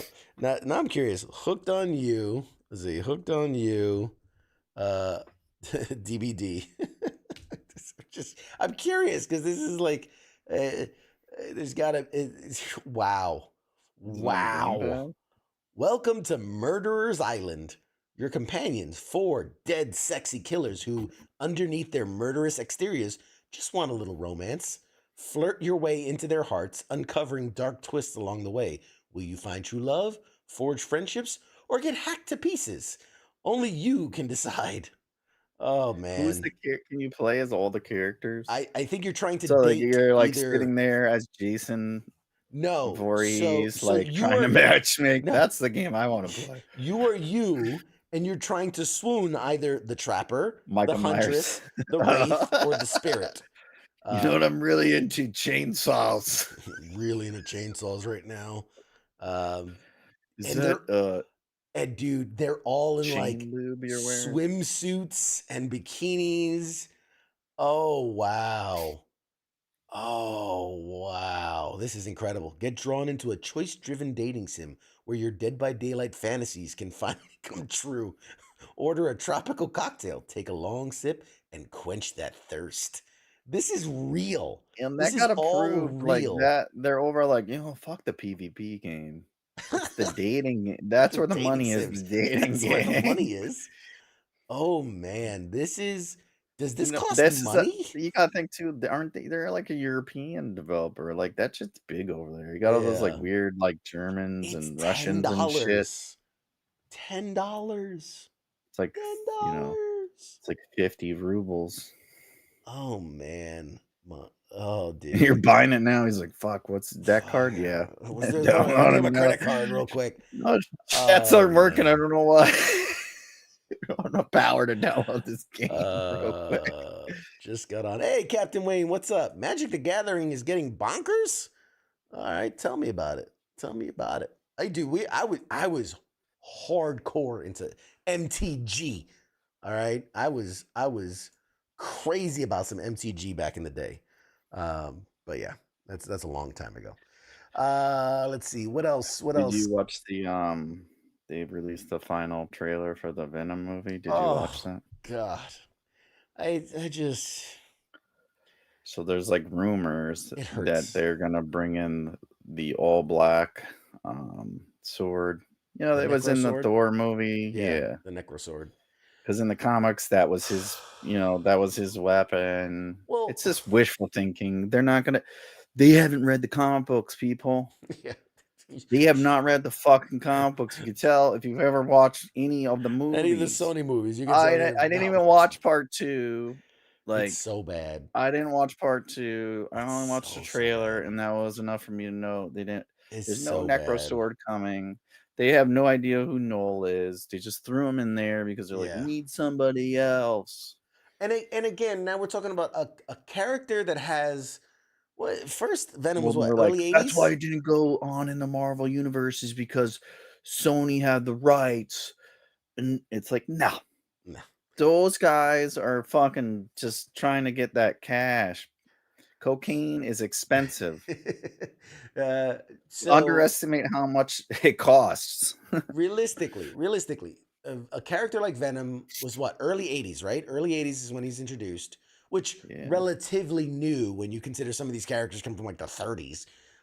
It was Lethal Protector. Lethal Was Protector. like his big fucking break. Yes, but And that was like 92 or something. again, here's my point. As a character from the 80s, so that gives us damn near 40 years of material. And they're Same gonna amount of time as pull Deadpool. Too. they're gonna pull Null, which came out like 3 years ago. Yeah. You know what I mean? Like, don't you think? Don't get me wrong. The characters. I mean, first of all, we know they're gonna butcher it because they butcher every character. Yeah, But they put the your character's Carnage, awesome. the The greatest character ever. the character of Null is phenomenal, and they are going to shit all over it and ruin it for the comic books. But again, I just can't. I think it's fun. I read the things because I like the fan speculation. It's like, God, I wish I was that optimistic. It's Give him too much credit. And it's like, yeah. who's playing it? Who the fuck's playing Null? Fucking Kevin Hart, The rumor is it's going to be Norman Reedus, but I don't think it will Rock. be. I don't No, think it will be. That's he the won't do rumors it. that it's Norman Reedus. I don't think he'll do that. The what I see the trailer, and what disheartens me so much is that that's again, we talked about this a bit about changing the core concepts of who the character is. Eddie Brock and Venom, right? They've already stripped away that he's a bully, right? We've stripped that away. We've already stripped away Spider-Man. We've already stripped away how he came to be. We stripped away the Venom now is basically a pansy compared to his race, right? He's a It's coward. the mask. Yeah. It's not the mask. It's the mask. It's Yeah. basically the mask. You know, it's all these things.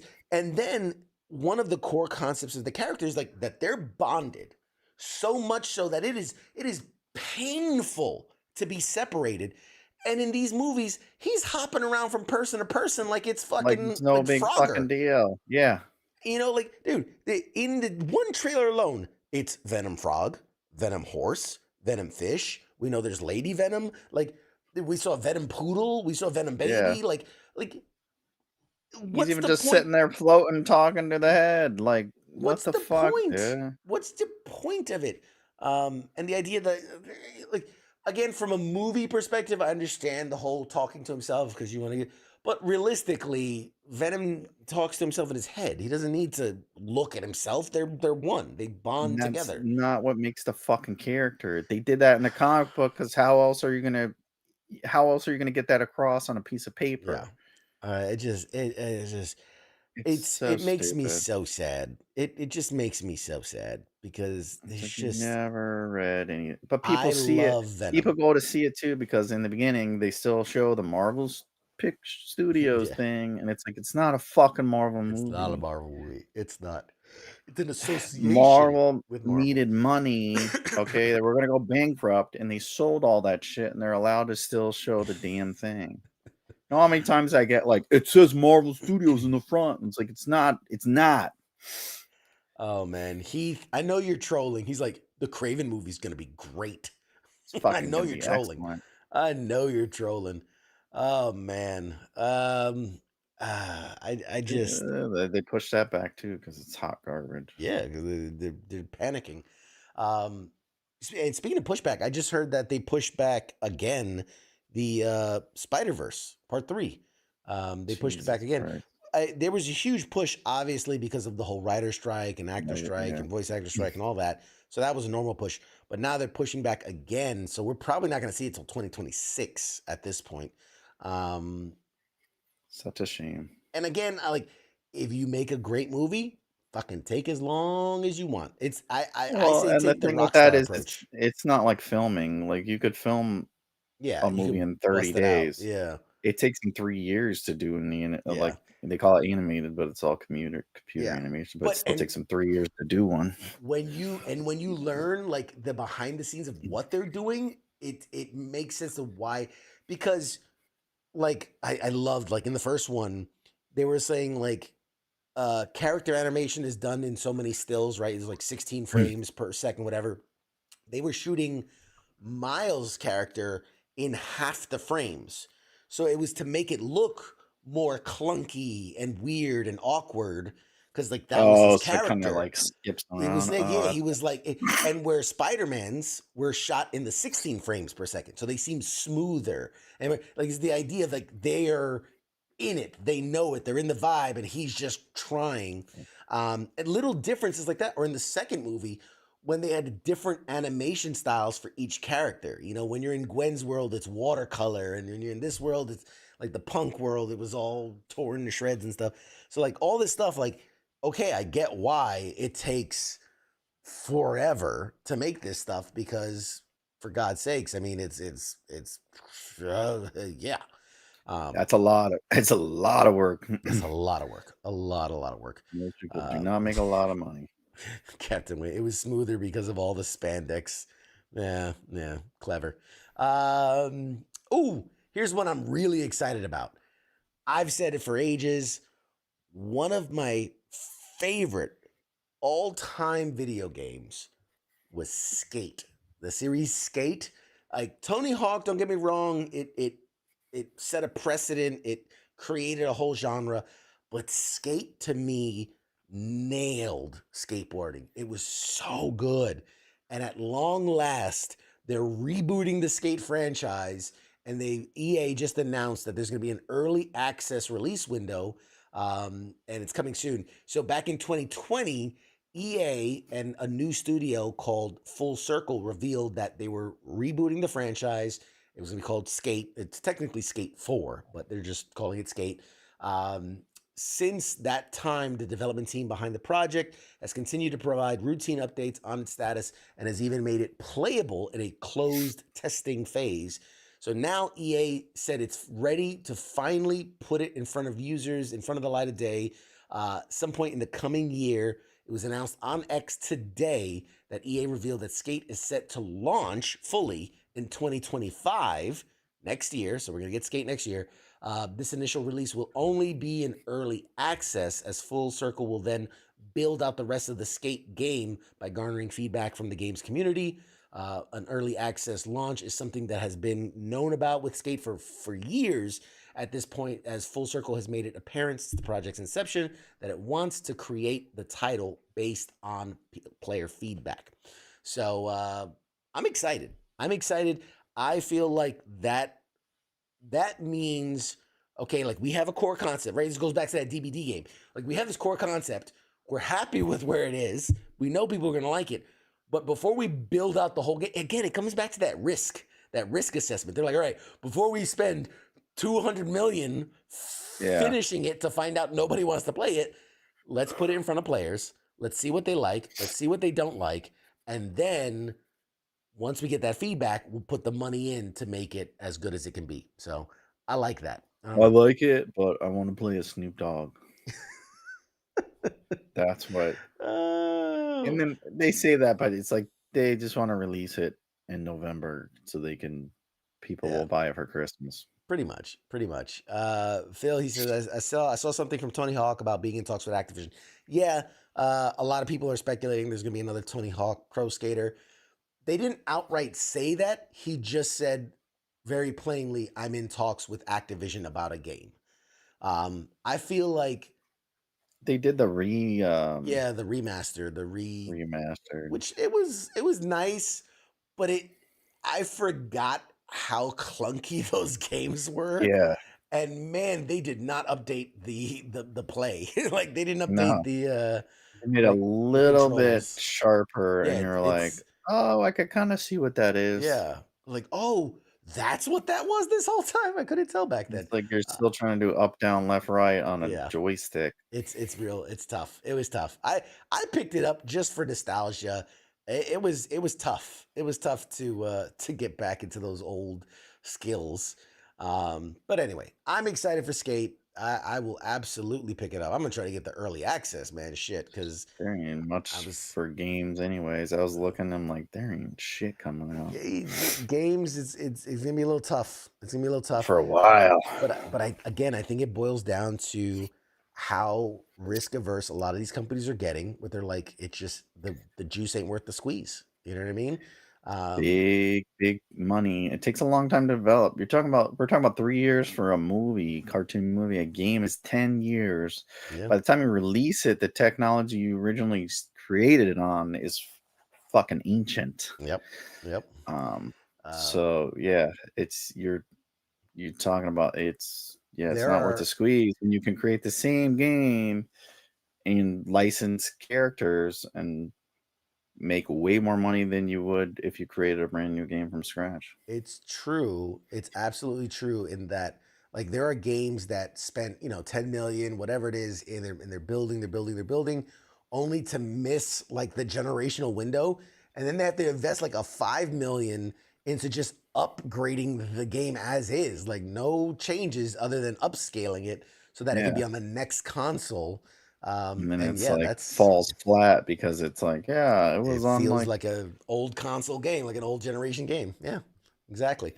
A couple more stories, and we'll shut this thing down. Watch Dogs, which is a great game from Ubisoft. The original was genre defining. The second one was, man, it was all right. It was all right. The third one, when they did, what was it, Watch Dogs Legion, was really great, really well done. Lots of reinvigoration into the franchise. Well, a feature film adaptation, because what would he talk about?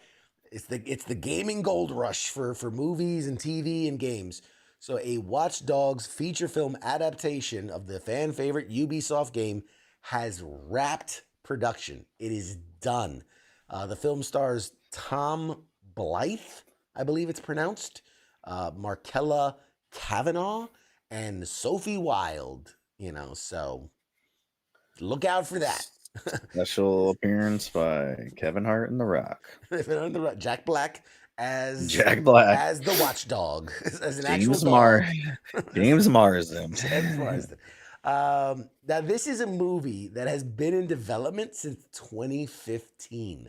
After Holy years, shit, really? yes. So not active development in that it was like producing and shooting, but like it was in The script was being script shot writing, on. getting directors, getting people signed, losing people, getting more people, writing another script, yada yada yada.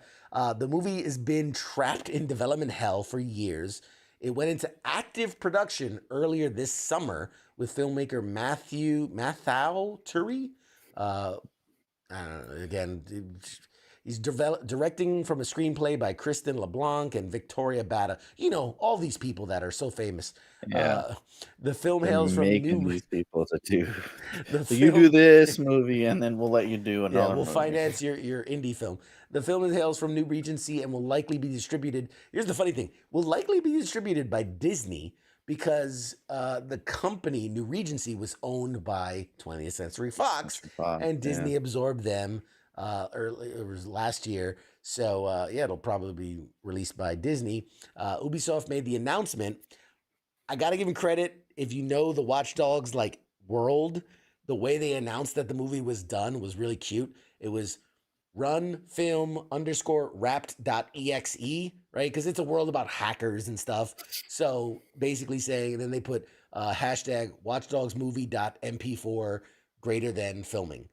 Basically saying, hey, we wrapped production of the movie. So very cute, very tongue in cheek. I like it. Clever. The Watch Dogs franchise has a broad set of different types of gameplay, ranging from shooter levels to puzzles. The result is an immersive world where the basic vibe is more important than any one story. There are 3 games from 2014 to 2020, as well as a number of tie-in novels and comics, etc. Back in 2019, there was even an animated series being developed, but that never happened. It was just another thing that got stuck. So we don't have a release window for Watch Dogs the movie, but it won't be too long. You got to figure if they've just finished production, you figure maybe December, January, February time, we maybe see this movie coming out. We'll see. It's just gonna be like the movie Hackers with Angelina Jolie, just like modern. Possibly. Just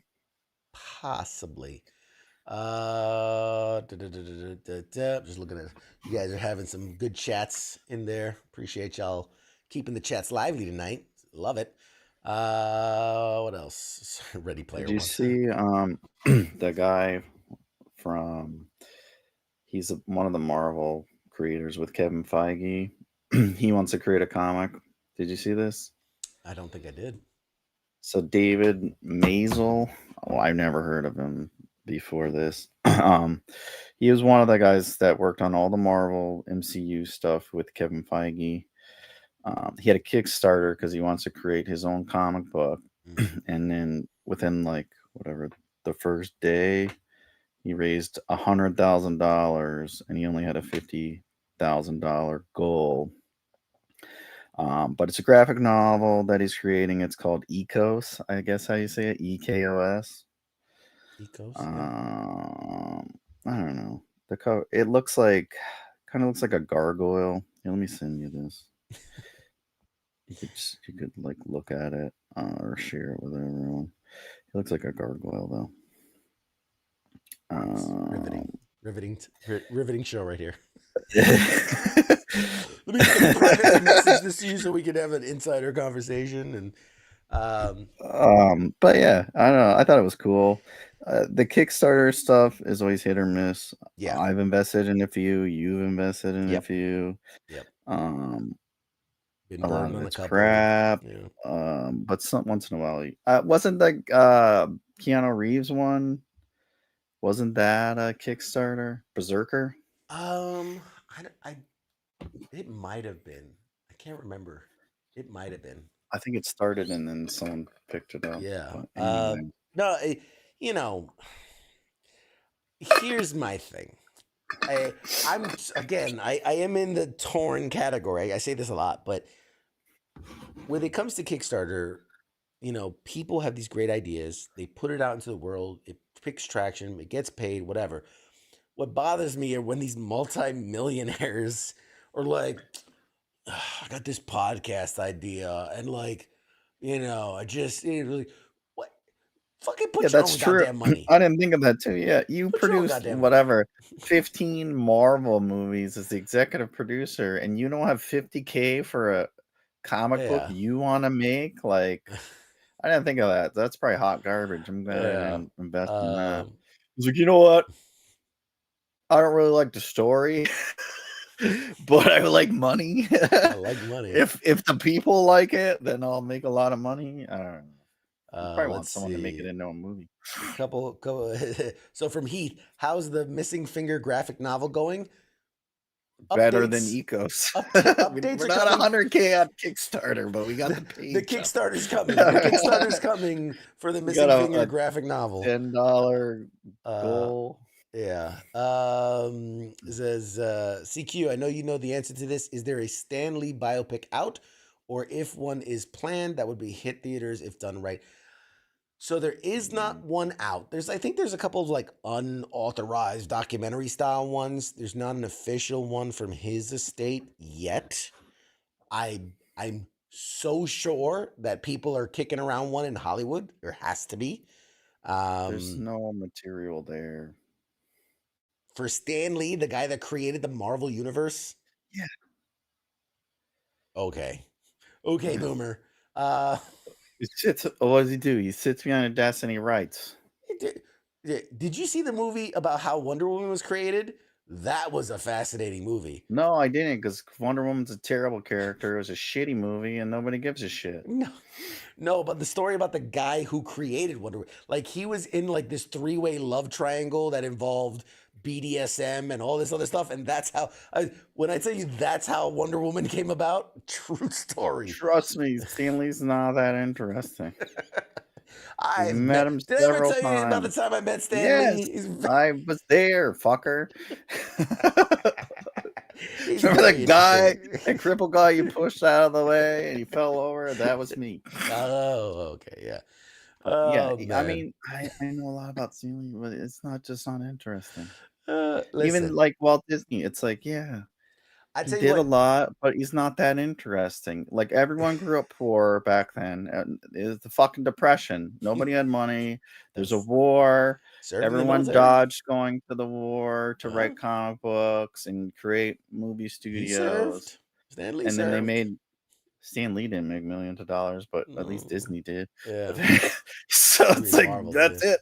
That's why he's going Uh, to Comic Cons until he's 88 years old. listen. Well, you There wouldn't see was Walt Disney at none, but he there don't was got a movie. a fan made poster of like it was a fake Stan Lee biopic, but they had Bryan Cranston with like the Stanley stash because he did a movie called I forget what it was like The Infidel or The Insider or something like that. And Yeah, in the movie, he had the shades and he looked very much like a young Stan Lee. And so somebody like edited the poster and was like Stan Lee, the true story, the marvelous story, whatever it was. And I was like, oh man, I would kill for a Bryan Cranston, Excelsior. Stan Lee say. Uh, you're getting some love from the chest. Go to sleep, Mike. You're depressing. Another one says, fire this guy. You guys are boring. It's gonna be a boring movie, and you're gonna be like, Hey. "Why is this a thing?" All right, guys, let's kickstart the Stan Lee biopic. We produced by yours truly, CQ. WTF Nation Radio presents the true Stan Hey, Lee whatever story. happened to that movie? Oh, we're still working on it.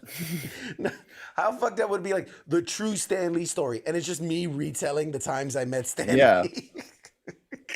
Nothing about his past, Like just the those times. studio almost went under. They had to sell it to Sony, and then they have him appear in the movies because he needed fucking money. So they paid him to be in the fucking movies. Yeah. It's like, yeah, he created some shit, but it's like, yeah, You the got greatest stories of all time, but it's not like there's nothing spectacular there.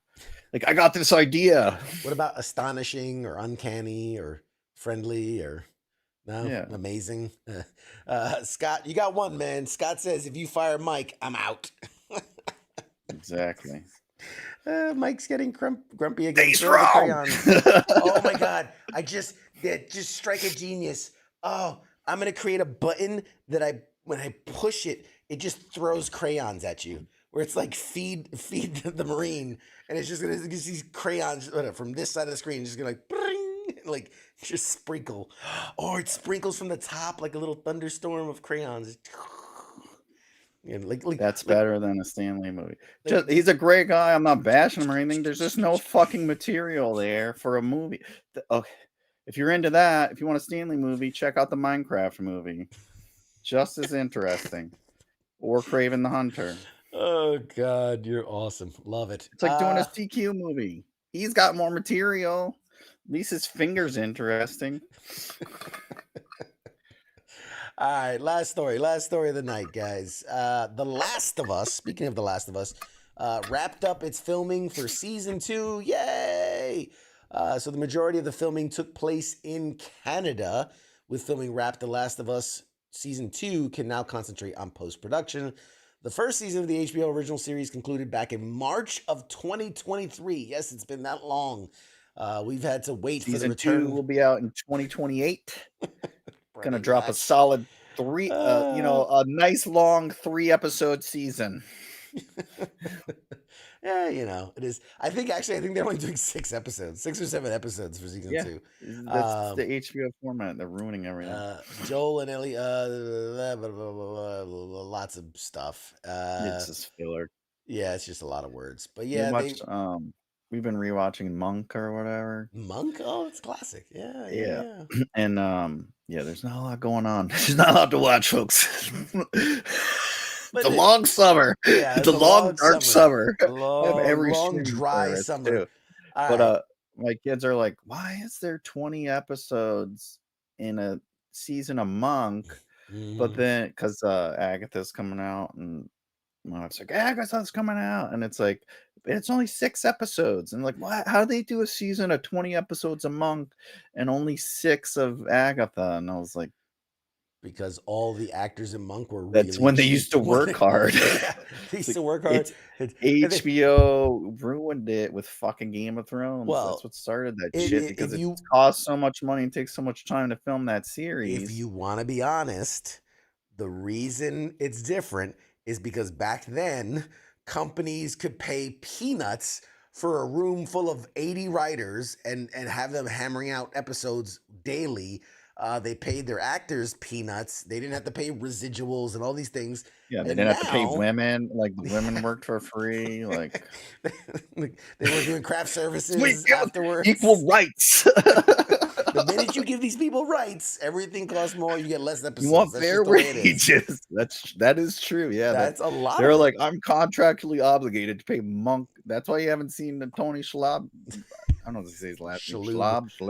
You haven't seen him in shit outside of Monk in 50 years. Is because No. like that's Dude, the contract said that's the only role he'll ever play for the rest of his life. Did you see? He won a bunch of awards for. He was in the Marvelous Miss Maisel. He was the father of. And he won a ton of awards for that. I think he's a great actor. I still love him in fucking. What's the space one? The parody of Star Trek. With Tim Allen. Fuck, what's it called? Galaxy Quest. Galaxy Quest. Yes. Great underrated movie. That was a really great movie. Really, really great movie. Yeah, my wife was actually she never seen Monk. I used to watch it on TV. Yeah, that's so fucking old. But she was watching that Miss Maisel show or whatever, and he was on there. I was like, oh, it's fucking Monk, and she kind of like. And I kept saying it every time he came on, and then she finally like, "Who's Monk?" I was like, "Let me enlighten you. Let's subscribe. Man. We got a free Peacock subscription for having T-Mobile. We have all 18 seasons. I don't know how many seasons. Jesus Christ! There's a lot of seasons. Okay. Anyways. Actually, I lied. There's a couple quick more hits I want to hit real quick before we wrap up shop. Screen Rant, very popular site. Just put out its 10 best Prime Video TV shows of 2024. And I know we always talk about how good Prime is. So I wanted to see how we rank their ranking of the 10 best Prime Video TV shows of 2024. So to be in this list... Only their show? Okay, go ahead. Sorry. To be in this list, it has to be a Prime Video TV show. And it has to have had a season air during 2024. So, like, there's great shows on there that aren't recognized because they didn't have an episode in 2024. So, number 10 is Expats. Never heard of it. I think it's like Nicole Kidman in some period drama thing. That's what I was going to say. I know of two. I got two shows. You'll recognize more than you think. Number 9 was Outer Range. Again, never heard of it. Never heard of it. Oh, that's a great fucking show. I've been watching that. I heard good things. Like, I got curious about it, so I read it. It's only had like 2 seasons. It only got 2 seasons, but apparently is pretty good. Josh Brolin is fucking American hero. Yes. Reacher. Gotta love Reacher. That's we know. Oh, yeah, that's right. That was in Amazon Prime. I forgot about that. So that's number 8. Number 7 is a period piece called My Lady Jane. Again, I don't know. Apparently it's pretty good. Number 6, this surprised me how low it's on the list. The Boys. They got The Boys as number 6. This is people didn't like certain things. Certain parts of it, yes. Yeah. Horror show Them is number 5. Apparently some type of horror show. Number 4, The Lord of the Rings, Rings of Power.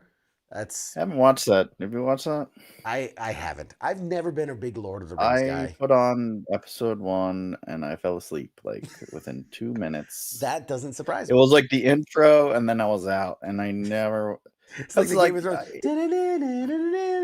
Like I watched them. I've read the Hobbit, which is all right. Everyone like, oh, this is great. But then I watched the movies. It's like it's just so boring. Was it Kevin Smith in one of his movies? The guy did a big. They're just walking. They're just walking the whole time for fucking three years. The top three. Number 3, Invincible. I mean, I think we can all agree Invincible's great. No argument there. They also just follow the comic, which is great. Just animate the comic book, exactly.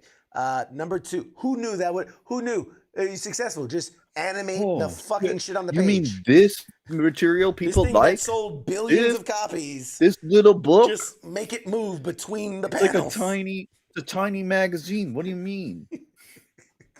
Oh, God. Number 2, Mr. and Mrs. Smith. I'm a little surprised. Apparently, is very, very good. I saw that. I think they won like a fucking Emmy, or they were nominated. They won some awards. They won some awards.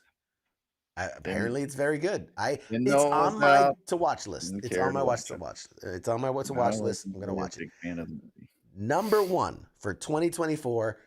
Couldn't agree more, and probably one of my top in the last 5-10 years. Fallout. Fallout. Fallout. Yeah. It's got to be Fallout. Fallout was so fucking good. It's so clear it's made by somebody who actually knows the fucking material and people that were excited about the material. Fucking love it. Give it all Imagine the that. awards. You go like all those shows where they follow the material. Shocking. No clue how they're Shocking. successful though. I don't understand the success of that. Let's see. And the last thing to close this out, it is that time of the year as we are gearing up for the next season, the coming fall season of TV, what we've all been waiting for. It's also time to say goodbye to some things because with the coming of the new is the going of the old. So the axe has fallen on numerous broadcast television and streaming shows this year, including, but not limited to, action fantasy American-born Chinese, which was canceled at Disney Plus after just one season. There was Oh yeah, the pirate rom-com Our Flag Means Death. That was pretty good. It was canceled on Max after 2 seasons. The musical comedy Schmageddon was canceled by Apple TV after 2 seasons, despite they had paid them to write season 3. I guess they just didn't like how it came out, and so they cut it. I've never heard of this one, but there's a I'm going to read it exactly as written. Porno mag drama comedy called Minx, which was canceled on Stars after it was picked up and saved when it was canceled on Max. So it streamed one season on Max, got canceled, got picked up by Stars, did a second season, and now is canceled on Stars. Your shit's bad if Stars is like, Stars nah, like, we'll nah, pass. can't After make we it. paid for it, Stars is like, Let's they only see, have 4 shows they make. Several series are saying goodbye this year as well on their own terms, including Tom Selleck's long-running police family drama, Blue Bloods, which is bowing out after 14 seasons. Shit, what's Donnie Wahlberg gonna do now? Taylor Sheridan's hit contemporary western Yellowstone set to end when it airs its final episodes of season 5 in November on Paramount Network, while also launching new spin-offs, because obviously that's like the thing. You got a spin-off of other spin-offs. Other shows previously announced to be saying goodbye after their next seasons are let's see, Cobra Kai. We knew Cobra Kai was ending. Good Omens, which if you know the show, you know the I show. like that show. Michael, they do funny YouTube Yes. or reels. So interesting. You might want to read into this afterwards. They're in the midst of the 3rd and final season. They've shut down production because there are some allegations coming out that are not favorable. So they've literally shut down production of season 3. So we'll see what shakes with that. The Handmaid's Tale's ending, Outlander, Stranger Things, and that creepy that stalker show You. That's another one that's ending. Yeah. So there's quite a number of shows. That show's finally ending. Yeah, there are quite a few shows that are finally kind of wrapping things up.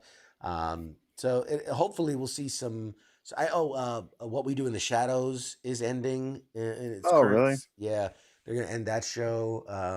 There's a number of shows that are kind of setting off into the sunset. So we'll see. There's actually a much longer list. I kind of just picked and chose from the ones that you thought were more prominent, but yeah, there's cuts across the board, dude. Apple, Peacock, Netflix, everybody's just dropping shows left and right. So we'll see. Apple shows though, like they kind of suck. Like everyone, like they always get these high praise, and it's like every time I watch, it's like so fucking boring. I mean, you gotta be specific because I've seen like at least 5 or 6 shows on Apple that I was like, man, that's fucking good. Shows like Silo. Out of like 30, they don't have a lot, but it's like they've got a handful. Yeah, Silo is really good. That's coming out. Second season's coming out soon. Sunny, which just finished, it's soon to be wrapping up its first season. I liked, but I'm into that kind of sci-fi, weird, like comma dramedy kind of thing. What was the other one that I saw that was really good? There's the one like where Can't think of it. what is it? It's like a moon. They go to the moon or whatever. Fuck, what is that called? Go to the I moon. started watching it, but it was pretty good. They go to Mars or something instead of the moon. But it's like back in the '60s and shit. It's on Apple. I was gonna say, is that with? That's not the one with Scarlett Johansson. No, no. No. It's Isn't like that something nobody completely ever different? heard of. Yeah. Um, It's one of their popular shows. But they like Severance, dude. Have you watched Severance? I really like Severance. That's a real mindfuck of a no. show. I saw there's Presumed Innocence, which I wanted to watch because I like the Eh, Gyllenhaals, but you it like the looks Jillian boring. Balls. You love the Jillian Balls. Dark Matter, everyone says is good. I didn't watch it. Slow Horses, I heard was good. I wanted to watch that. I'll tell you right now. So these are shows that me and the old lady like. We love to, for whatever I reason, watched like Sugar. I tried to watch. It was Sugar, boring. The Masters of the new Air. You Masters of the Air was Masters of the good. Year. Oh yeah, that was. But they started for HBO, but HBO didn't want to pay them. Yeah. Um, Let's see. Fuck the Vince Vaughn show that's out now. It's kind of boring. Yeah, For All I Mankind. That's For All For All Mankind. That was pretty good. Mankind. Yeah, I yeah, like yeah. that. Yeah, Bad Monkey, which is the new Vince Vaughn one. I'm trying to get into it, and I'm struggling. It's hard, Uh, yeah. but dude, Ted Lasso, you can't That was like go their wrong. first show. Like they had Ted That was the big Lasso and one. then the morning show The or morning show. whatever. I like the morning show. They did Manhunt, which was good. And then They got some good stuff, man. They got some good the stuff. guy what's the guy from the fucking not the Huntsman. The yeah, is it the Huntsman? That English shit. You're doing great, He bud. did a You're doing movie, great. Blackbird. Blackbird. That was a fucking excellent Blackbird. show. That was that was really good. That was really good. I enjoyed Blackbird. Monarch, I haven't seen yet, but I've heard really good things about Monarch. No, it's like I don't know. I had high hopes, but it's Yeah, nothing. no. Mythic Quest is supposed to be really good. Shrinking's supposed to be really good. They make it seem funnier than it is. Yeah.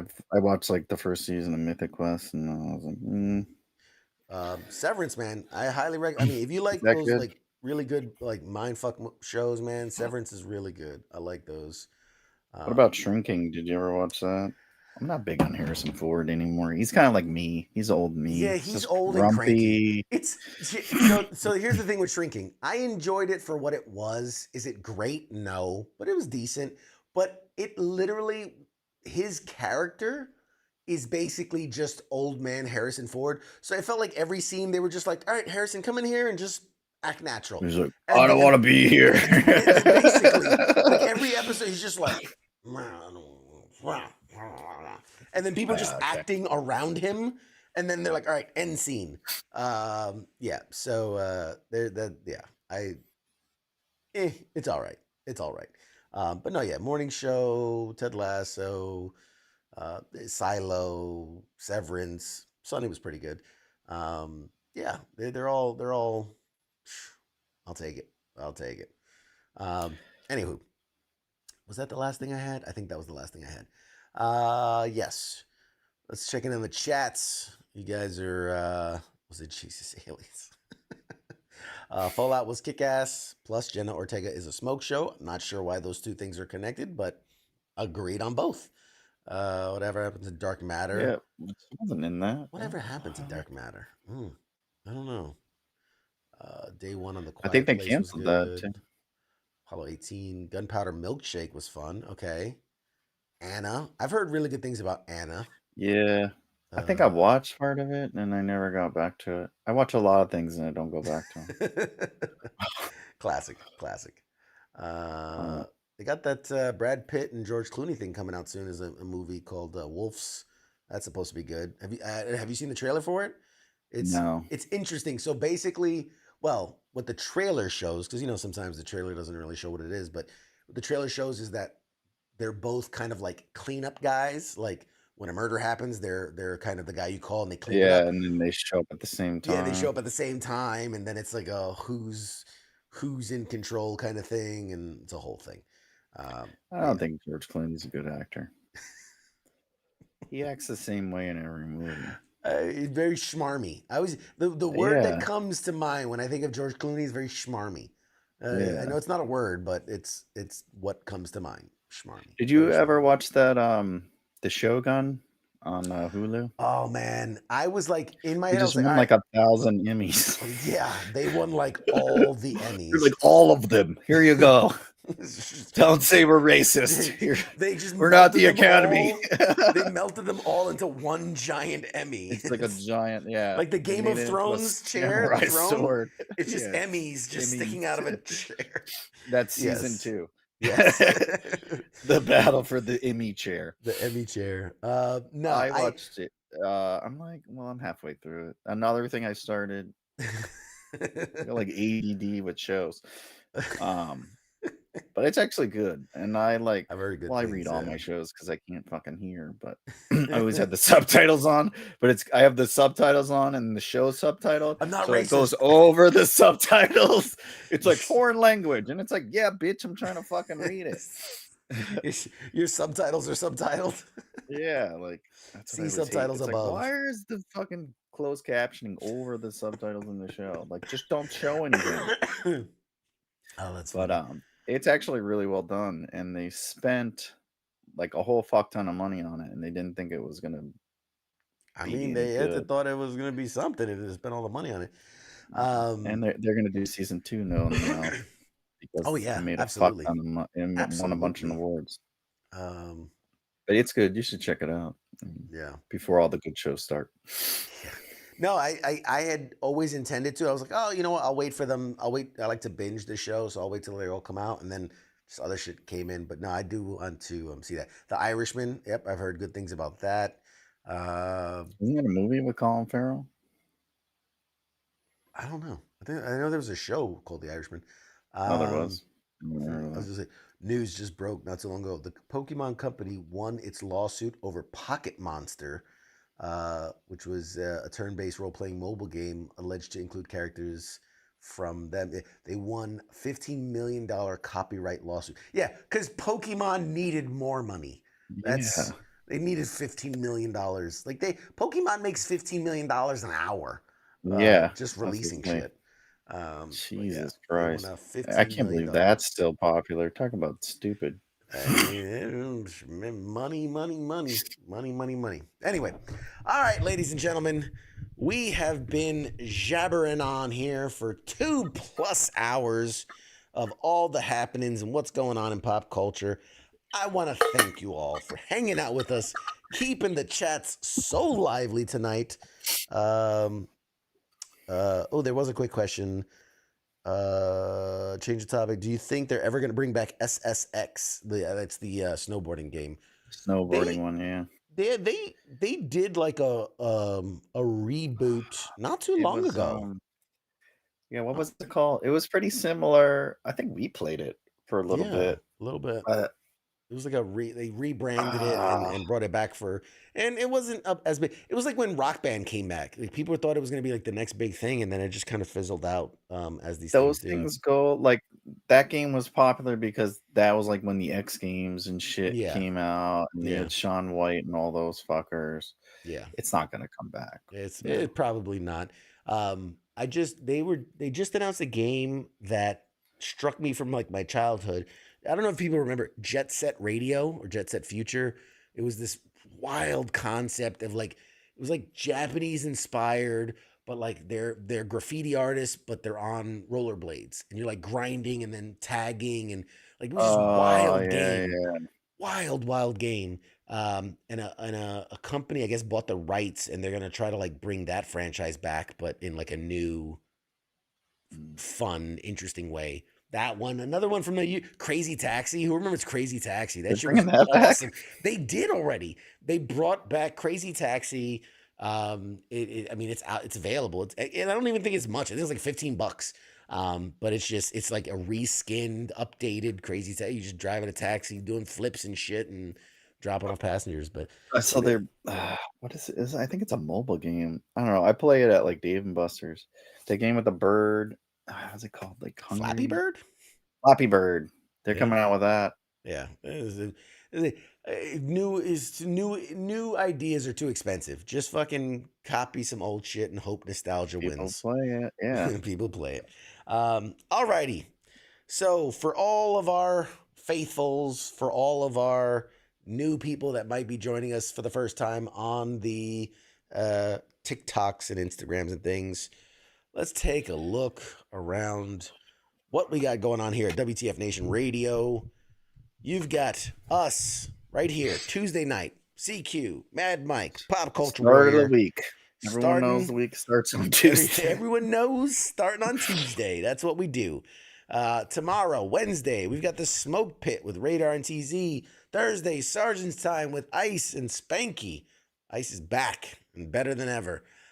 Friday, every other Friday, this is an off Friday. The next Friday will be on FTX, Friday Night Tabletop Exercise. Saturdays, weekend co-ops with Nemo. The Sundays is the sports bar with King and Coach.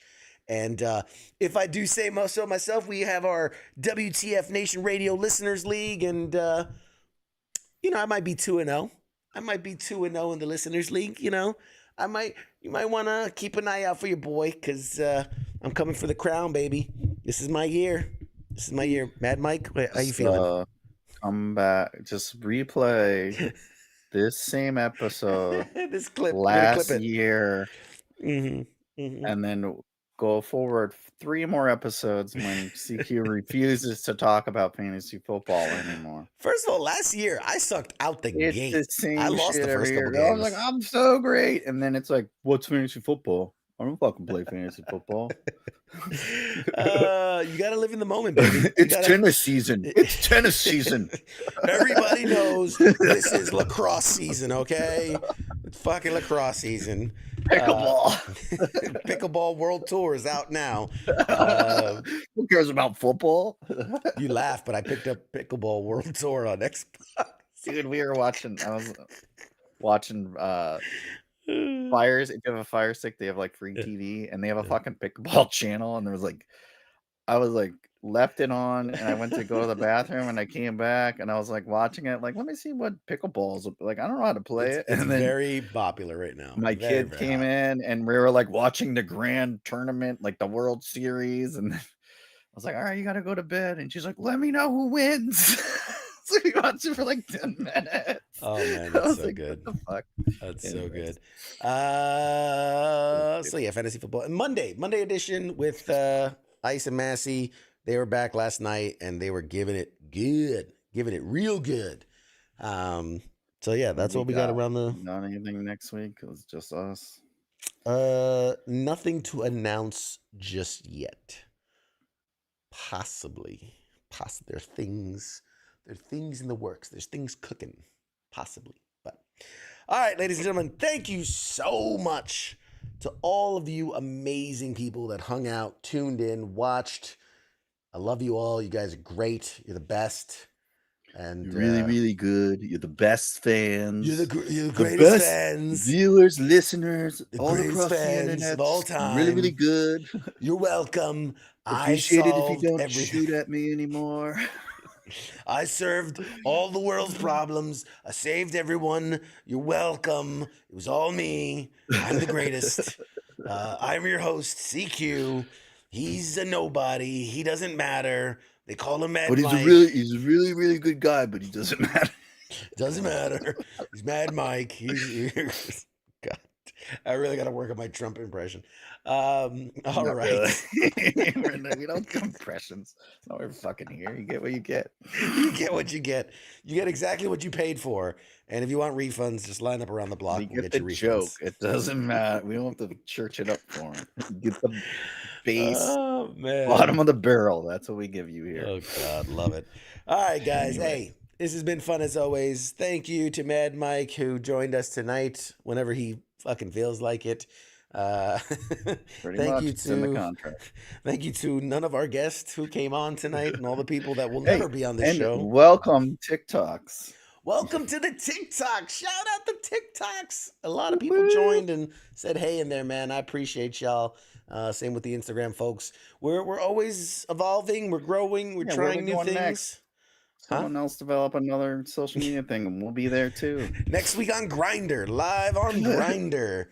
This isn't what I signed up for. Well, we probably do good on Grinder, honestly. I mean, The people on TikTok are like, well, they were talking about stretching buttholes in the first. They thought they were muted, and they were talking about stretching buttholes. I just imagine us on Feet Finder, and it's just like it's like my foot and your foot having its we have conversation.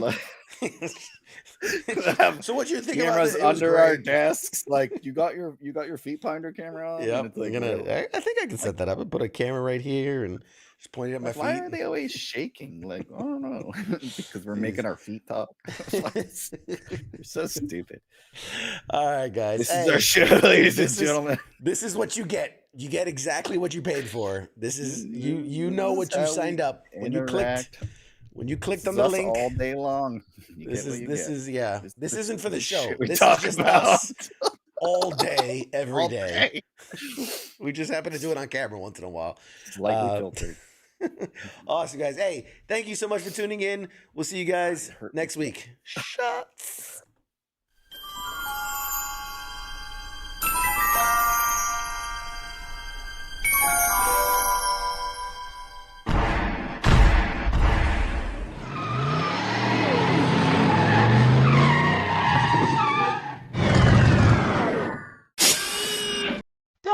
Doc! Oh, no! We're too late! We missed it! Oh, jeez, this is heavy. Oh, wait a minute. Wait a minute, Doc, I got a time machine.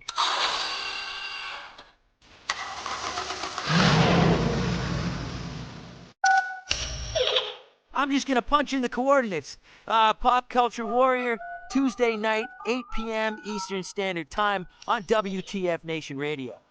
Now crank this bad boy up to 88 miles per hour.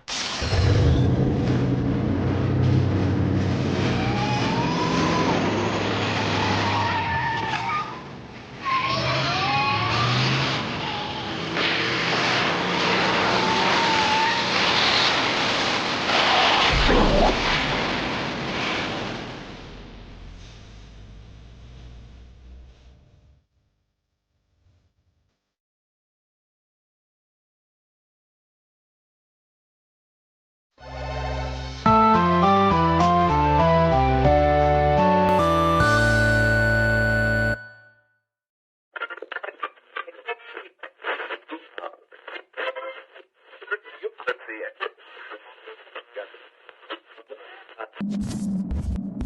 it.